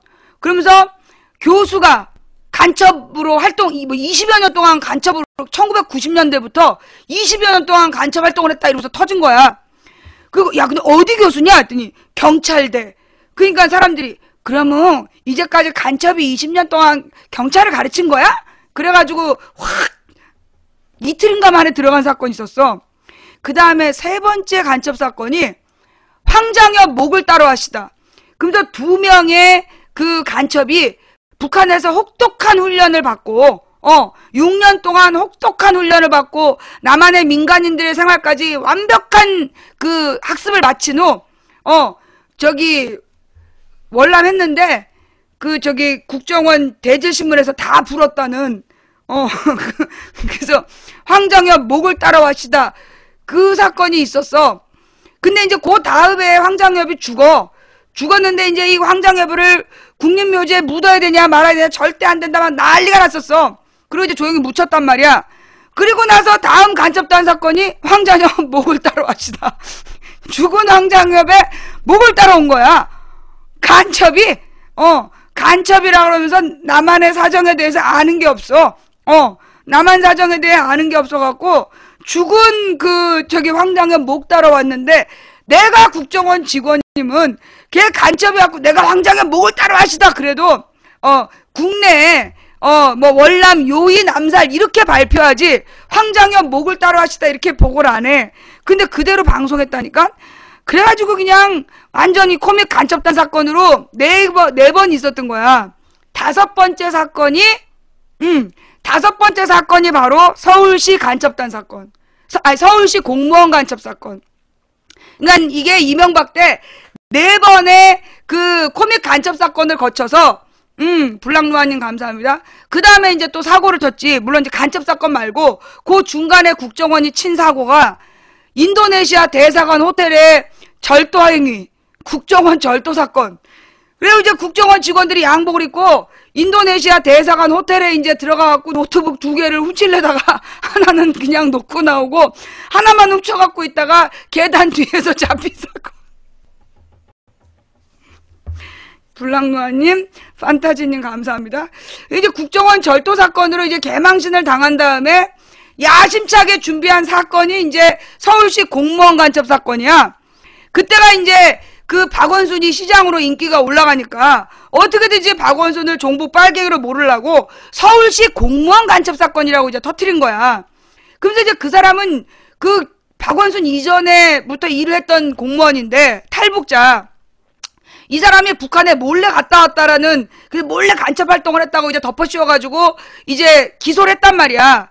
근데 이제 이 사람 노트북에서, 아니, 그 전화기에서 찍은 사진을, 삭제한 사진을 되살려갖고, 이봐라! 이게 북한에 갔던 증거 사진이라면서 딱 법원에 제출을 했어. 콜라먹어님 감사합니다. 근데 그게 아이폰으로 찍은 사진이네? 그니까 이게 국정원이 아이폰을 싫어하는 이유가 이건데, 아이폰 사진의 문제는 어디서 찍었는지가 백데이터로 남아.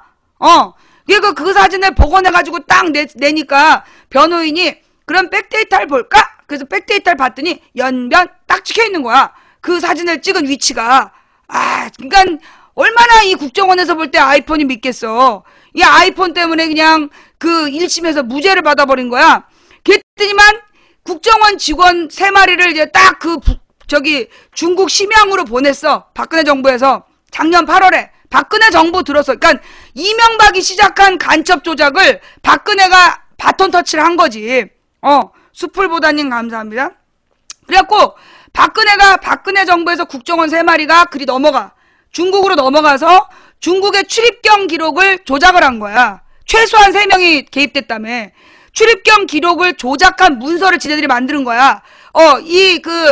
서울시 공무원 유우성 씨가, 그 탈북자 유우성 씨가 북한에 몰래 갔다 온 것처럼 서류를 위조한 다음에 이게 중국의 공안 서류다! 그러니까 중국 정부 서류다! 이러면서 국정원을 통해 검찰한테 주고 검찰이 법원에 제출하면서 항소를 한 거야. 그 탈북자 간첩을 무죄 선고 받은 걸 항소를 한 거야. 근데 이제 그 문서 3개를 딱 변호인이 보고, 그래? 그래서 그 문서 3개를 중국에다가 물어봤잖아. 요게 중국의 공문서인가요? 그리고 물어봤더니 중국에서 1달 반 동안 조사를 딱 한 거야. 그래갖고 영사관을 통해서 공식 답변을 한국 법원에 보낸 거야. 3가지 문서는 위조다. 3가지 문서는 위조다. 그리고 이것은 중국의 형사법 위반이다. 출처를 밝혀라. 누가 이 문서를 만들었는지 출처를 밝혀라. 공문서를 보내온 거야. 그래가지고 이게 이명박이 시작한 코믹 간첩 사건이 박근혜 증거 조작단 사건으로 연결이 돼버린 거예요. 이게 옛날에 박근혜 아버지 때는 증거 필요 없었어. 박근혜 아버지 때는 70일씩 60일씩 고문을 했어요. 그러니까 그 당시에는 원래 이 수사라는 걸 그렇게 하면 안 되는 건데 60일씩 70일씩 거꾸로 매달아 놓고 고문을 하는 거야. 간첩이라고 자백할 때까지. 그때는 증거가 없어도 간첩이라고 자백만 하면 처벌할 수가 있었어. 그래서 60일씩 70일씩 뭐 최소 짧으면 40일씩 고문을 한 거야. 막 거꾸로 매달아 놓고 물고문하고 전기고문하고 통닭구이하고 이러면서 고문을 해가지고 간첩을 만들었어. 박근혜 아버지는. 근데 이게 박근혜 아버지하고 전두환 때문에 그 독재를 끝내기 위해서 민주헌법이 만들어지잖아. 이 민주헌법이 만들어진 다음에는 뭐가 생겼냐? 증거재판주의. 증거재판주의가 뭐냐 하면 뭐가 없이는 증거가 없으면 자백만 가지고 처벌할 수 없다는 규정을 둔 거야. 자백만 가지고 처벌할 수 없는 그 법을 아예 명시해버렸어. 그래서 헌법과 형법에 증거재판주의, 증거가 없으면 누가 봐도 객관적으로 변함없이 인정할 수 있는 그 객관적 증거가 없다면 처벌할 수 없다. 이게 증거재판주의가 된 거야. 그랬더만 이제 이 박근혜 정부의 어설픈 국정원이 증거를 조작한 거지. 증거를 조작질 해놓고 야 이거 증거 조작한 거 아니냐 그랬더니 조작이 아니라고 중국에서 인증해줬다라고 갖고 온 그 문서도 조작이야. 그 3건이 조작인 거야. 그러니까 맨 처음에 출입경 기록 한번 냈는데 그게 팩스 번호가 사기 번호야. 없는 번호야. 그리고 출처가 달라. 그러니까 2번째 또 출입경 기록을 또 떼서 낸 거야. 근데 이 2가지에 대해서 중국에다가 이거 진짜 공문서 맞냐? 이거 잘못 위조된 거 아니냐? 그랬더니 중국에서 위조가 아니라고 보내왔다면서 3장을 제출했는데 3가지가 다 위조가 된 거야. 다 위조라고 중국 정부에서 철저히 조사한 다음에 통보를 한 거야. 굉장히 심각한 사건이에요. 이로 인해서 지금 중국하고 외교적인 문제까지 발생할 직전까지 간 거야. 그런데 지금 박근혜 정부와 국정원은 이게 위조가 아니라는 막 말을 어렵게 꼬하면서 서류상의 문제가 어쩌고 도장이 어쩌고 이러면서 계속 얼버무리면서 위조가 아니다. 위조가 아닌 증거는 뭐 도장 도장이 이렇게 찍혀야 되는데 이렇게 찍히면서 이것이 이런 문제를 가지고 있기 때문에 도장을 분석할 때 어쩌고 저쩌고 중얼중얼 러벌러벌 더 블라블라블라블라 개소리를 하면서 위조가 아니라는 주장을 하고 있는 중이야. 그러나 이미 중국 정부에서 분명히 명시한 한국의 법원에 제출된 중국 공안에 문서란 3장은 위조다. 3장 모두 위조다. 이렇게 지금 중국 정부에서 공인을 해준 사건이야. 이건 뭐냐? 이게 지금 간첩을 조작해서라도, 증거를 조작해서라도 죄 없는 시민을 간첩으로 만들려는 박근혜 정부의 야욕이 드러난 사건이에요. 우리가 국정원 대선 개입 사건은 주범이 이명박이야. 주범이 이명박. 국정원 대선 개입은 주범이 이명박이라서 국정원 대선 개입은 이명박을 특검해야 되는 사건이야. 그런데 이번에 이 중국 공문서 위조 사건은 이거는 박근혜 정부에서 죄 없는 시민을 간첩으로 몰아간 사건이야. 그렇기 때문에 굉장히 심각한 국정원 범죄예요. 그러니까 국정원 대선 개입은 이명박 범죄야. 이명박이 저지른 범죄인데 박근혜는 뻥만 치고 당선된 거야. 그러니까 박근혜의 죄는 상대적으로 가벼워. 나는 증거가 없는 줄 알았다고 우기면 돼. 그런데 이번에 이 국정원 간첩 조작, 증거 조작 사건은 박근혜 정부의 결정이야. 거기다 지금 박근혜가 그 범죄자들을 옹호하면서 위조가 아니라고 우기고 있는 거야. 그래서 이 간첩 증거 조작 사건은 박근혜 정부의 범죄예요. 뭔 말인지 알겠어? 지금 이 사건은 이 문서 위조 궁지에 몰린 국정원이 계속 말을 어렵게 하면서 변명하고 있는데 이건 국정원 범죄가 아니라 박근혜 정부의 범죄야. 어떤 범죄? 증거 조작 범죄. 여러분, 증거를 조작해서 오늘은 저 탈북자를 간첩으로 몰아. 그 다음엔 누가 되겠어? 그 다음 차례는 우리야. 아무나 간첩으로 몰아버리면 어떻게 할 거냐고. 본방에 계신 님들 미안한데요. 저기 풀방이라서 못 들어오고 있대요. 본방에 계신 님들이 방송 리스트에서 망치부인 이렇게 딱 검색을 하세요. 예, 망치부인 검색을 하면 방이 또 엉뚱한 것도 왜 또 뜨고 그래. 예, 방이 지금 이제 3개가 뜨는데 260호실을 누르세요. 예, 260호실을 누르고 들어가 주시면 대단히 감사하겠습니다. 이게 왜 그래야 되냐면 이제 여기 봐봐. 망치부인 얼굴이 확 커졌지. 이게 멀리서 보면 망치부인 얼굴이 조그맣기 때문에 이렇게 풀방 이렇게 나오면 사람들이 관심을 갖고 눌러본단 말이야. 근데 이제 눌렀다가 얼굴이 딱 커지면 도로 나가. 얼굴이 커지면 안 들어와. 그래서 이제 우리가 언제나 이렇게 이제 오다 가다 미끄러지는 사람들을 위해서 항상 빈 공간을 50개 이상은 마련을 해야 되기 때문에 안타깝지만 여러분들이 본방에서 중계방으로 50명은 이동을 좀 해주셨으면 좋겠어요. 예. 그 이동해주신 여러분 대단히 감사합니다. 예. 친일파아우님, 설탕발림님, 예, 수풀보다님, 대단히 감사합니다. 이동해주신 여러분, 대단히 감사드립니다. 예, 여러분 덕분이에요. 자, 그래서, 이게 지금, 이 간첩 조작의 역사는, 예, 그 간첩 조작의 역사는 언제부터냐? 이명박 때부터야. 이명박 때부터 지금 6년 동안 간첩 사건 조작을 하고 있는 거예요. 간첩 조작 사건을 계속 하면서, 예, 그 검찰 간첩 사건 증거 조작 의혹 중국 사법 공조 요청 그러면서 마치 지는 결백한 척 아주 적반하장이야. 지금 검찰하고 국정원하고 지들이 짜서 근데 이 검찰은 억울할 수밖에 없어. 왜냐하면 간첩 사건에 대해서는요 우리나라는 국정원이 수사해요. 여기서 문제가 되는 거야. 왜 이번에 검찰이 더 등신됐냐 하면, 예. 왜 이번에 이 검찰이 더 등신이 됐느냐 하면, 우리나라의 국정원에 수사권이 있어. 이게 문제야. 그러니까 다른 나라의 스파이 조직은, 소위 국정원이 스파이 조직인데, 다른 나라의 스파이 조직은 수사권이 없어요. 증거를 수집하는 역할을 할 수 있지만, 수사를 할 수가 없어. 수사를 해서 근데 이제까지 간첩 사건이 국정원이 지들이 수사를 해갖고 조서를 꾸민 다음에 검찰에다가 야 이거 기소해 그러면서 던지는 거야. 그럼 검찰은 국정원이 수사한 내용대로 기소할 수밖에 없는 거야. 이번 사건도 국정원에서 다 짜가지고 검찰에다 기소만 시킨 사건인데, 그러니까 엉뚱한 가짜 증거를 첨부해서 검찰에다 내놓고, 그래놓고 검찰이 실수했다라고 또 국정원 덮어 씌운 거야. 지랄 연병인 거지. 지랄 연병이 그렇게 벌어진 거예요. 그러니 자 이거 한번 보실까요? 지난 국정원 6년간 간첩 수사. 자 이게 또 이제 망치부이나 팩트를 얘기해라 뭐 이런 것들이 또 있잖아요. 예. 그러니까 한번 같이 볼까요?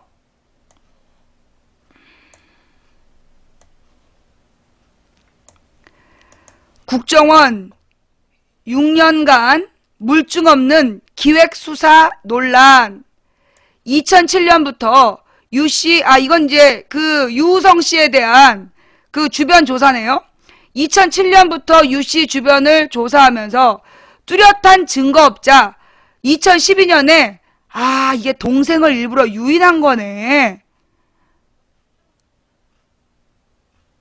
국정원 대북 파트. 동생 유가려입니다. 상해에서 제주도로 오늘 오후 4시경 도착했습니다. 나이는 25살입니다. 저도 지금 서울에 도착했습니다. 하나밖에 없는 동생 잘 부탁드립니다. 그래 고생 많았겠다. 잘 될 테니 너무 걱정 말고 또 연락하자꾸나. 예, 감사합니다. 서울시 공무원 간첩 사건 증거가 위조된 것으로 재차 확인된 가운데 국가정보원이 이번 사건을 지난 2007년부터 6년간 샅샅이 살핀 것으로 확인됐다. 글씨가 잘 안 보이죠? 더군다나 1심의 핵심 증인이었던 유우성 씨의 동생 진술을 받기 전에 국정원이 먼저 의도적으로 접근한 정황이 나와 기획수사 의혹이 커지고 있다. 이일 사정당국 등에 따르면 국정원의 유 씨에 대한 수사는 지난 2007년 6월로 거슬러 올라간다. 당시 국정원은 주변 인물 2명을 대상으로 유 씨에 대한 조사에 들어갔다. 국정원은 유 씨가 간첩이 아닌지 북한 보위부와 밀접한 관계가 있는 게 아닌지 캐물었다. 하지만 조사 대상자들은 화교 출신으로 중국을 자주 오고 갔다. 북한에서 화교들은 북중을 오가며 장사를 많이 하는데 이때 북한 보위부의 비호를 받는 것으로 알고 있다는 내용으로 진술을 했다. 유 씨의 혐의를 뒷받침할 만한 이렇다 할 정황을 찾을 수 없자 검찰은 이들을 재판 증인으로 채택하지 않았다. 국정원은 2008년과 2009년에도 탈북자 수명을 대상으로 유 씨의 혐의를 구체화하기 위한 조사를 계속했지만 재판부가 증거로 삼을 만한 진술을 확보하지 못했다. 이런 와중에 국정원 직원은 유 씨로부터 중국에 있는 동생을 데려오도록 유인했고 오빠가 간첩이라는 자백을 받았다. 유 씨는 지난 2012년 10월 30일 알고 지내던 국정원 직원에게 동생 유가려입니다. 상해에서 제주도로 오늘 4시경에 도착했습니다. 나이는 25살입니다라는 내용의 문자를 보냈다. 평소 한국에 와서 살고 싶어하는 동생을 데려오면 잘 정착하게 해줘야겠다는 말을 믿고 국정원 직원에게 자진 신고하는 내용이었다. 애초 이 국정원 직원은 유 씨에게 정보요원 활동을 제안했지만 유 씨는 거절. 나 이거 몰랐던 얘기야. 유 씨에게 정보요원 활동을 제안했는데 유 씨가 거절했고 이후 형 동생처럼 지내며 가끔 어울린 것으로 알려졌다. 유 씨는 하나밖에 없는 동생 잘 부탁드립니다라며 동생에 대해 부탁하는 것을 잊지 않았다. 그러면서 저도 지금 서울에 도착했습니다라는 말도 덧붙였다. 이에 대해 국정원 직원은 그래 고생 많았겠다. 잘 될 테니 너무 걱정 말고 또 연락하자꾸나 라고 답장을 보냈고 유 씨는 예 감사합니다 라고 했다. 검찰은 사실상 증거 조작을 확인한 서울시 간첩 사건은 검찰도 사실상 증거 조작을 확인한 서울시 간첩 사건은 이날이 중요 분수령이었다. 동생 유 씨는 경기도 합동신문센터에서 독방에 무려 6개월 가까이 구금되다시피 했다. 이 과정에서 유 씨는 오빠가 간첩이라고 자백했다. 하지만 향후 동생은 국정원 직원들로부터 폭행 및 회유, 협박을 당해 허위 진술을 했다며 기존 진술을 뒤집었다. 국정원 쪽에도 오빠도 다 자백했다. 국정원 쪽에서 오빠도 다 자백했다. 오빠가 간첩이라고 해주면 1, 2년만 형을 살고 나와 한국에서 같이 살 수 있게 해주겠다. 김현희도 간첩이었지만 우리가 도와줘 잘 살고 있다는 등의 말을 했다는 것이다. 물론 1심 재판부는 검찰에 제출한 사진, 통화 내역 등이 사실과 달랐던 점 등 여러 정황을 종합해서 무죄를 선고했지만 검찰이 유 씨를 간첩 혐의로 기소한 가장 핵심 근거는 동생의 진술이었다. 이런 상황을 종합하면 이때까지 국정원과 검찰은 유 씨를 간첩으로 볼 만한 뚜렷한 증거가 없었던 것이다. 1심에서 패한 검찰이 항소심에 제출한 증거 자료들도 사실상 위조된 것으로 재차 확인됐다. 이는 국정원이 미리 결과를 짜놓고 유 씨를 간첩으로 몰기 위한 수사를 진행했다는 단서를 제공하는 대목이다. 6년 전부터 미리 유 씨를 간첩으로 지목하고 집중 조사를 벌였지만 이렇다 할 증거가 나오지 않자 유 씨에게 접근해 중국에 있던 동생을 불러들여 허위 진술을 받아낸 게 아니냐는 것이다. 유 씨는 국정원이 간첩 혐의로 수사를 진행하는 와중에 동생을 데려와 국정원에 자진 신고를 했다는 점도 석연치 않지만 이간의 신원조회를 통과하고 서울시 공무원으로 특채되기까지 했다. 2011년 6월. 그러면 2011년 10월에 당선된 그 박원순 시장하고는 무관한 사람이잖아요. 그죠? 박원순 시장이 2011년 10월에 당선되잖아. 그지? 그러니까 결국 이 박원순하고 아무 관계없는 서울시 공무원을 갖다가 이 사람을 박원순의 덫으로 이용하려고 쇼를 했던 거야. 유 씨는 앞서 북한을 오간 혐의로 국정원의 강도 높은 조사를 받았지만 2010년 7월 공소시효 만료 등 불기소 처분을 받기도 했다.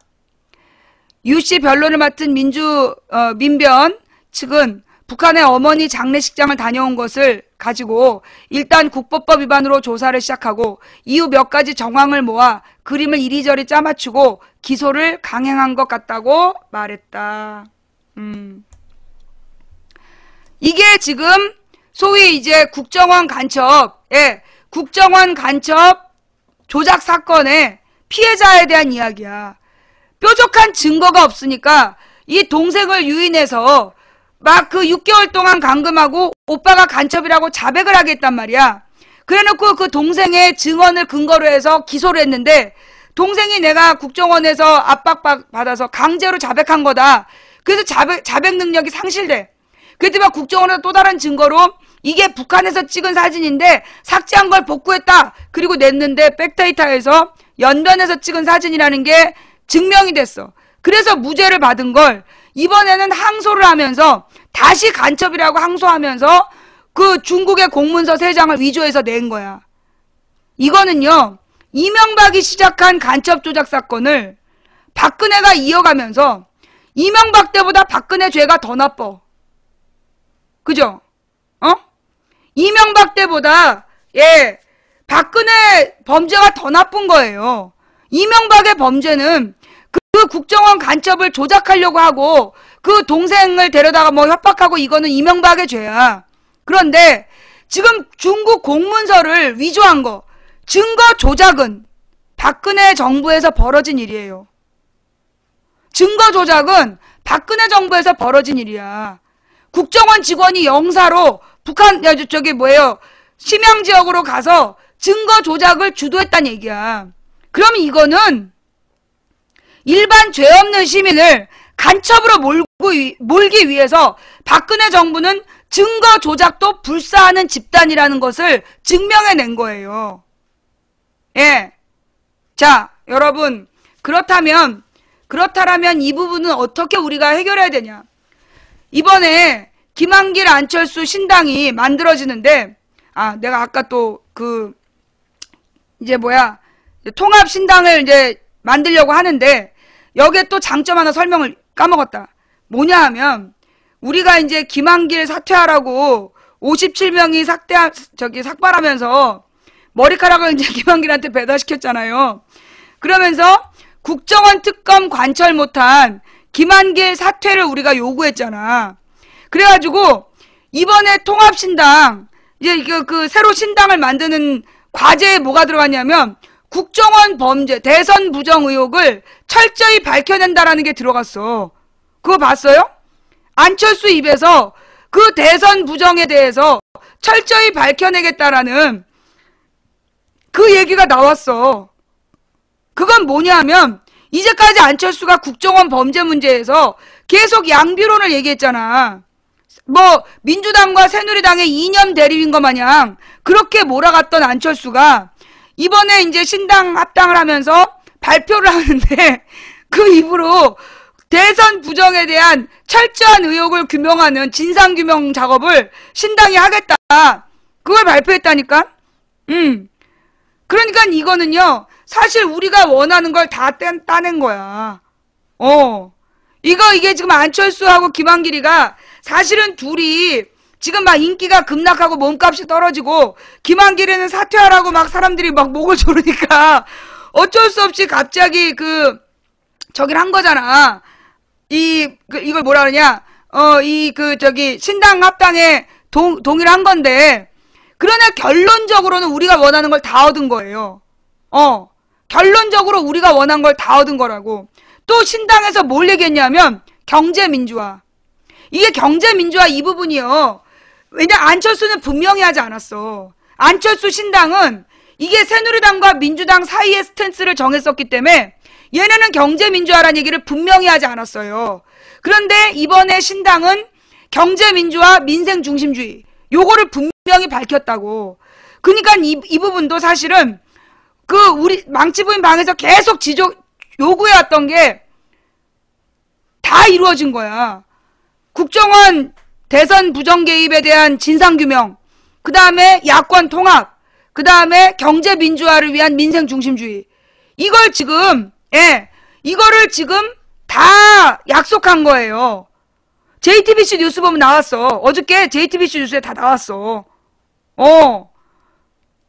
우리가 이제까지 주장한 내용이 신당의 목표로 다 나왔어. 안철수 만세? 안철수 만세를 외치는 사람은 모두 강퇴야. 미미엄님 감사합니다. 네. 왜 그러면 망치부인방에서 안철수 만세를 외치면 강퇴 블랙이냐? 사실 안철수하고 김한길이요. 죽을 죄를 지은 거예요.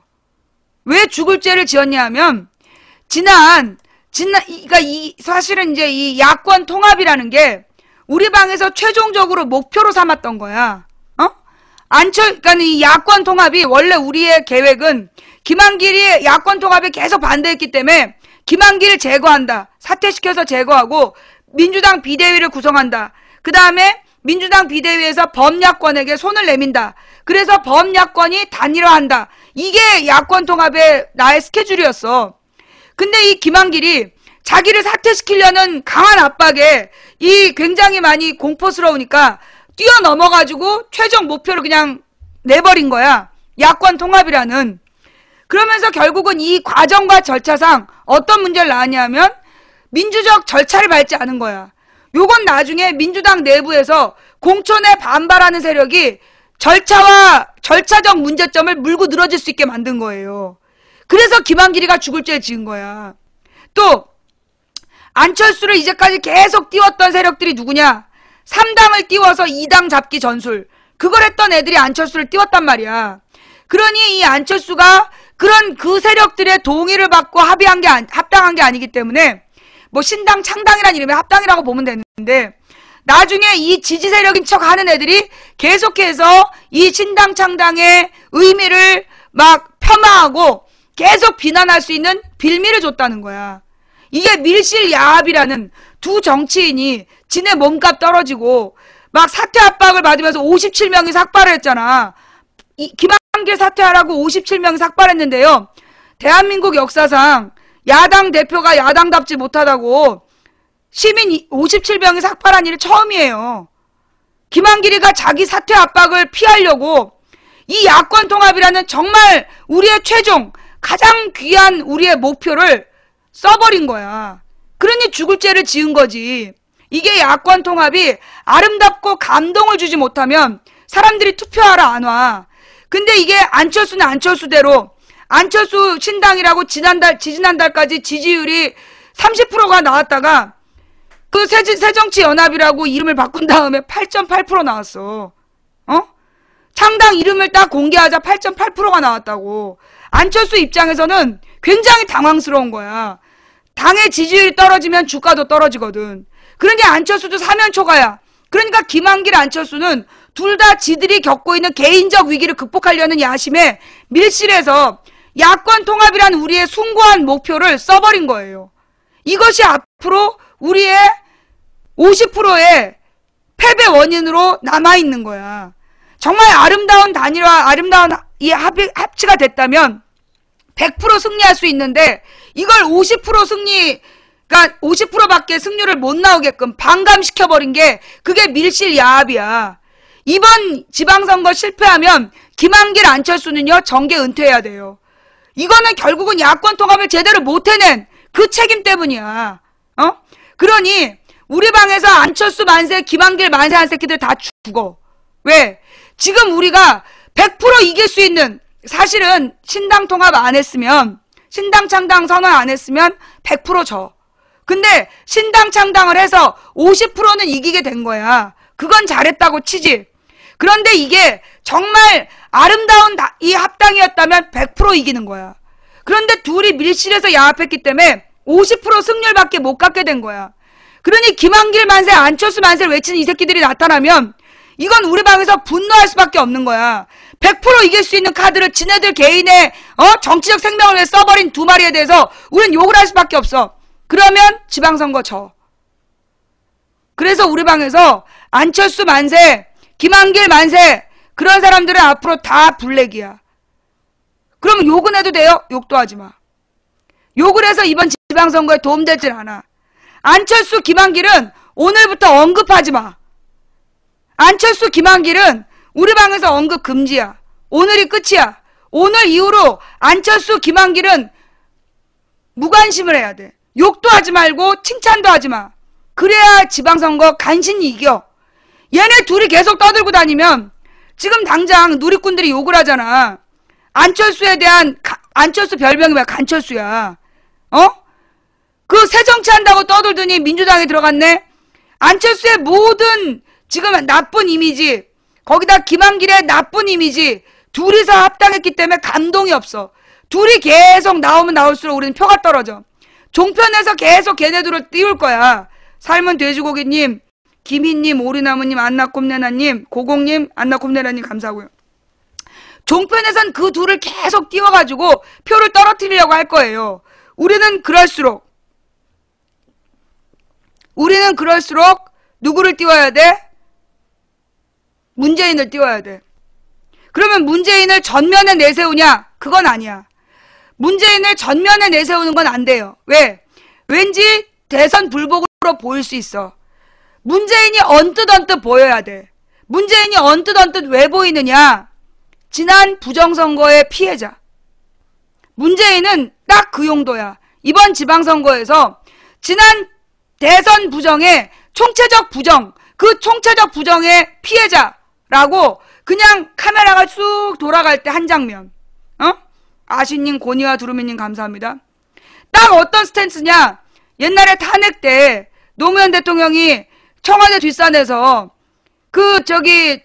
총선거 이틀 전에 텔레비전에 나와가지고 봄은 왔는데 봄을 느낄 수가 없네요. 라는 그 한마디.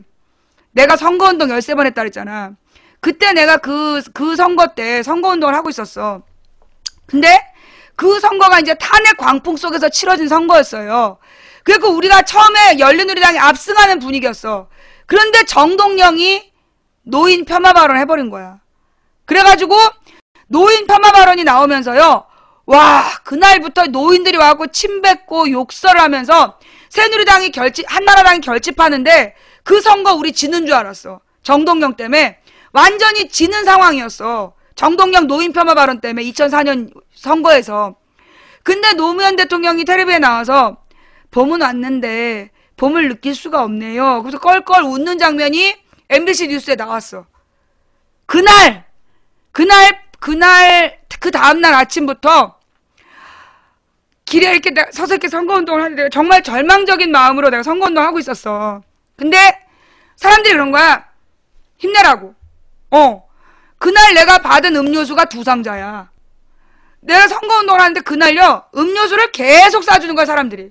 정말 정동영의 노인 폄하 발언 때문에 그 선거운동 기간 내내 너무 고전을 했는데, 노무현 대통령이 나와가지고 봄은 왔는데 봄을 느낄 수가 없네요 라고 얘기한 그날, 그 다음 날부터요, 음료수를 사람들이 계속 갖다 주는 거야. 그 트럭에. 그래가지고 막 나눠줬어. 선거운동원들 볼 때마다 나눠주고, 그래도 많아서 선관위도 나눠주고 막 그랬다니까요.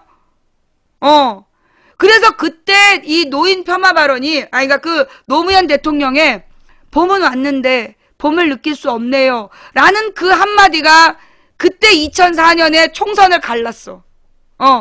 그걸 내가 현장에서 봤던 사람이야.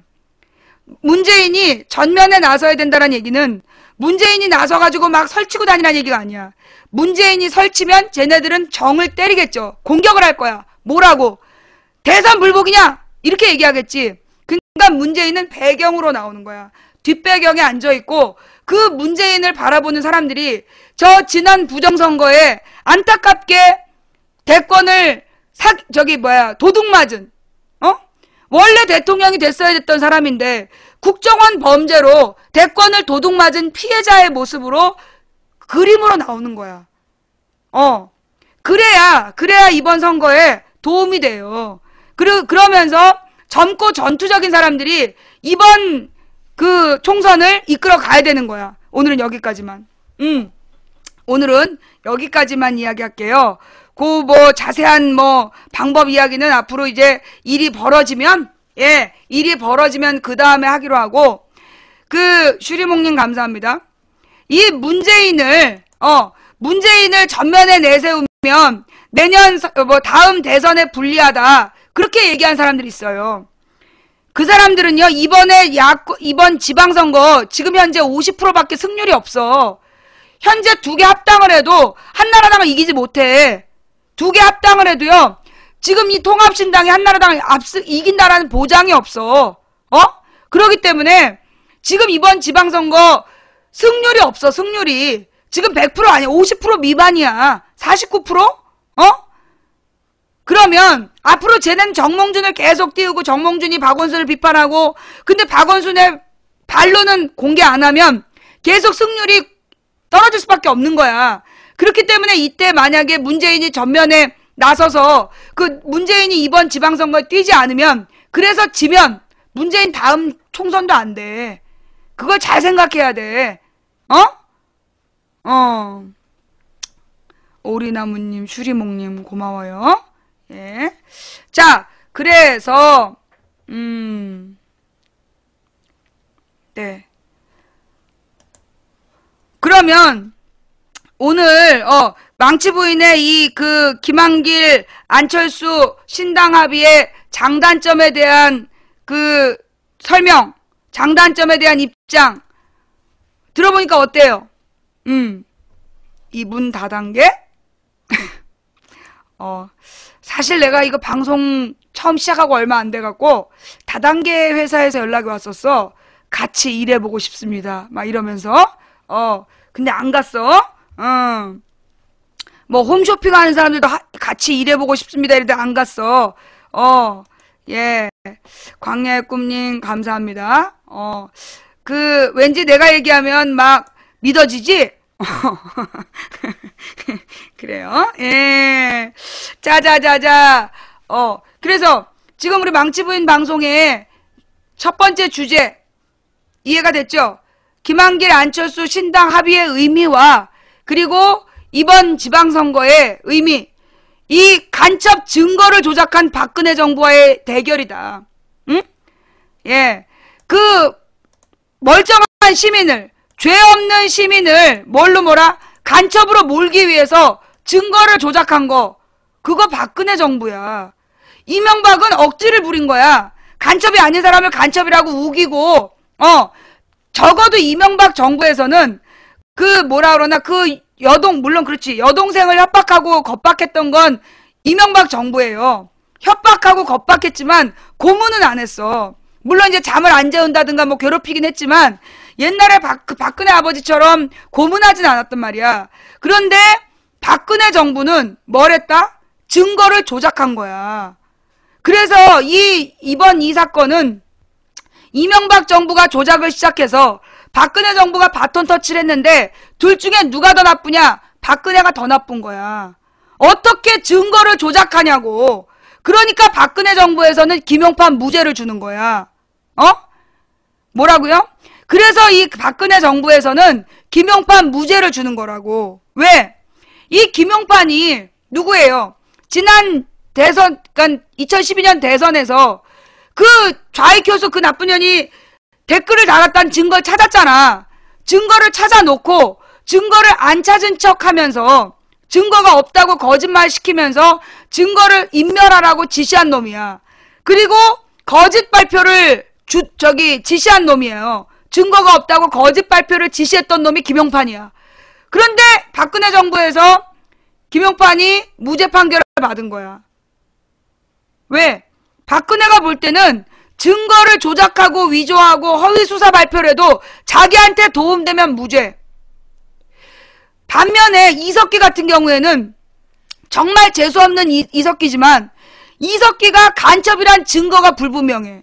증거가 정확히 없어. 조작된 녹취록과 그 다음에 진술이 왔다 갔다 하는 증인의 증언밖에 없어. 그런데 이걸 가지고 유죄 판결을 내린 거야. 그러니까 박근혜의 원칙은 뭐냐? 자기를 지지하면 증거인멸 범인도 무죄 주고 자기를 비판하면 증거가 없어도 간첩이라고 국가보안법 내라는 뭐라고 판결하는 그런 나라야. 우리나라의 사법권이 독립돼 있는 거 아닙니까? 아니요. 그 사건 찾아봐. 우리나라 대법원이 있고 대법원 위에 헌법재판소가 있어. 헌법재판소 재판관이 박근혜 정부의 검찰총장 가고 싶어 했다니까? 법무부 장관인가 검찰총장인가 가고 싶어 했어. 최고 헌법기관의 사법부 최고의 헌법기관에서 박근혜 정부의 그 공무원 되고 싶어 했다니까? 그게 지금 우리나라 사법부의 모습이야. 그렇기 때문에 지금 우리나라 사법부가 사법부의 독립을 해가고 있다고 볼 수가 없는 거예요. 뭔 말인지 딱 이해가 되죠? 예. 자, 이 뉴스도 참 우리가 잊지 말아야 될 뉴스야.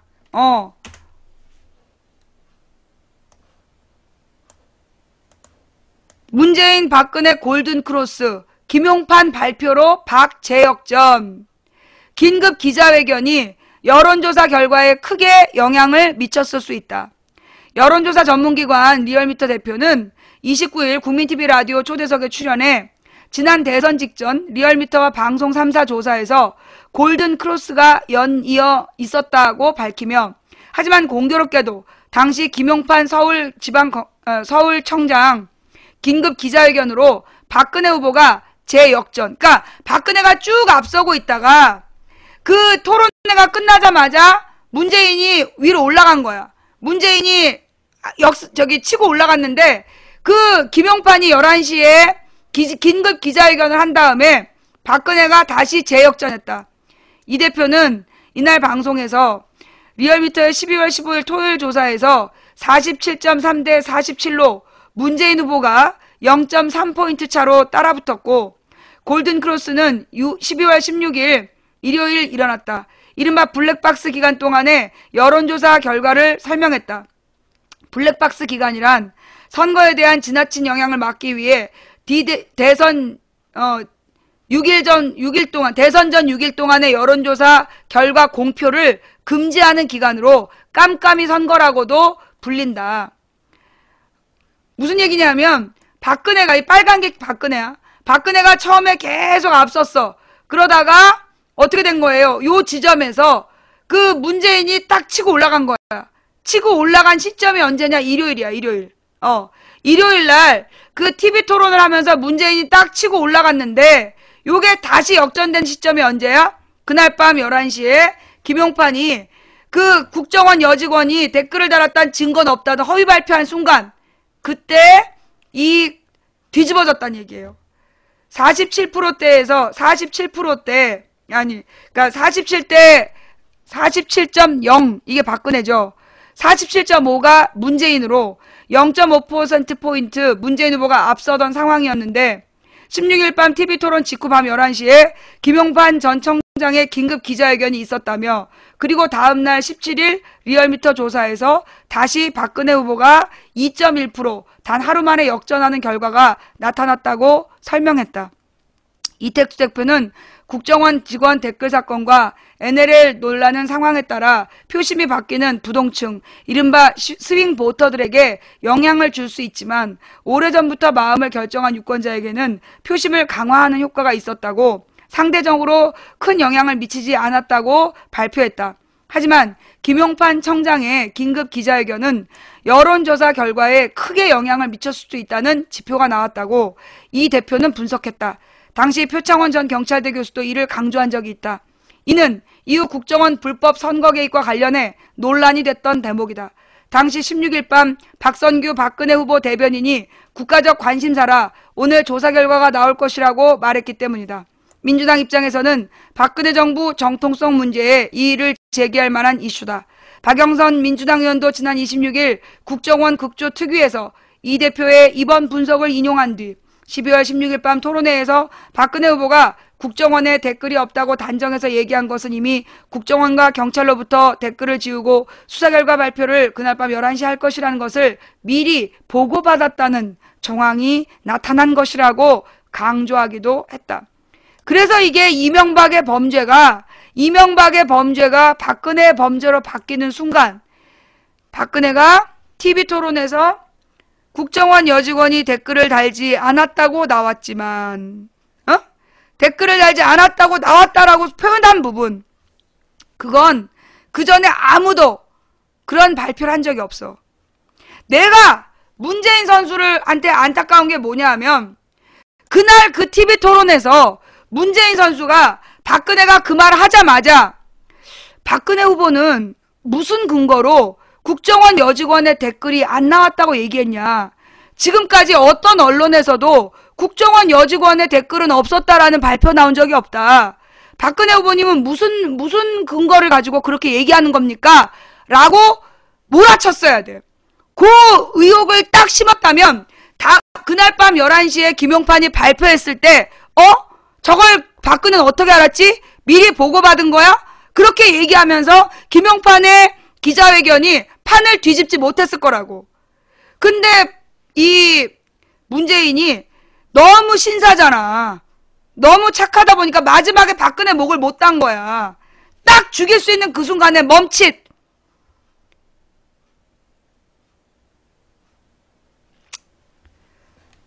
그게 역사상 참 아쉬운 장면이에요. 그때 그렇게 몰아붙였어야 됐는데. 하여튼 그래서 우리 망치 부인 방에서 근데 사실은 이게 아니 대선이 아줌마하고 무슨 관계예요? 아줌마가 무슨 관계라서 그렇게 길길이 날뛰면서 지랄이세요? 라고 얘기하는, 아줌마가 왜 머리를 깎아요? 라고 얘기하는 사람들이 있을 수 있어요. 망치 부인이 왜 머리를 깎았을까요? 망치 부인이 왜 머리를 깎았을까요? 그 이유를 설명해 드릴게요.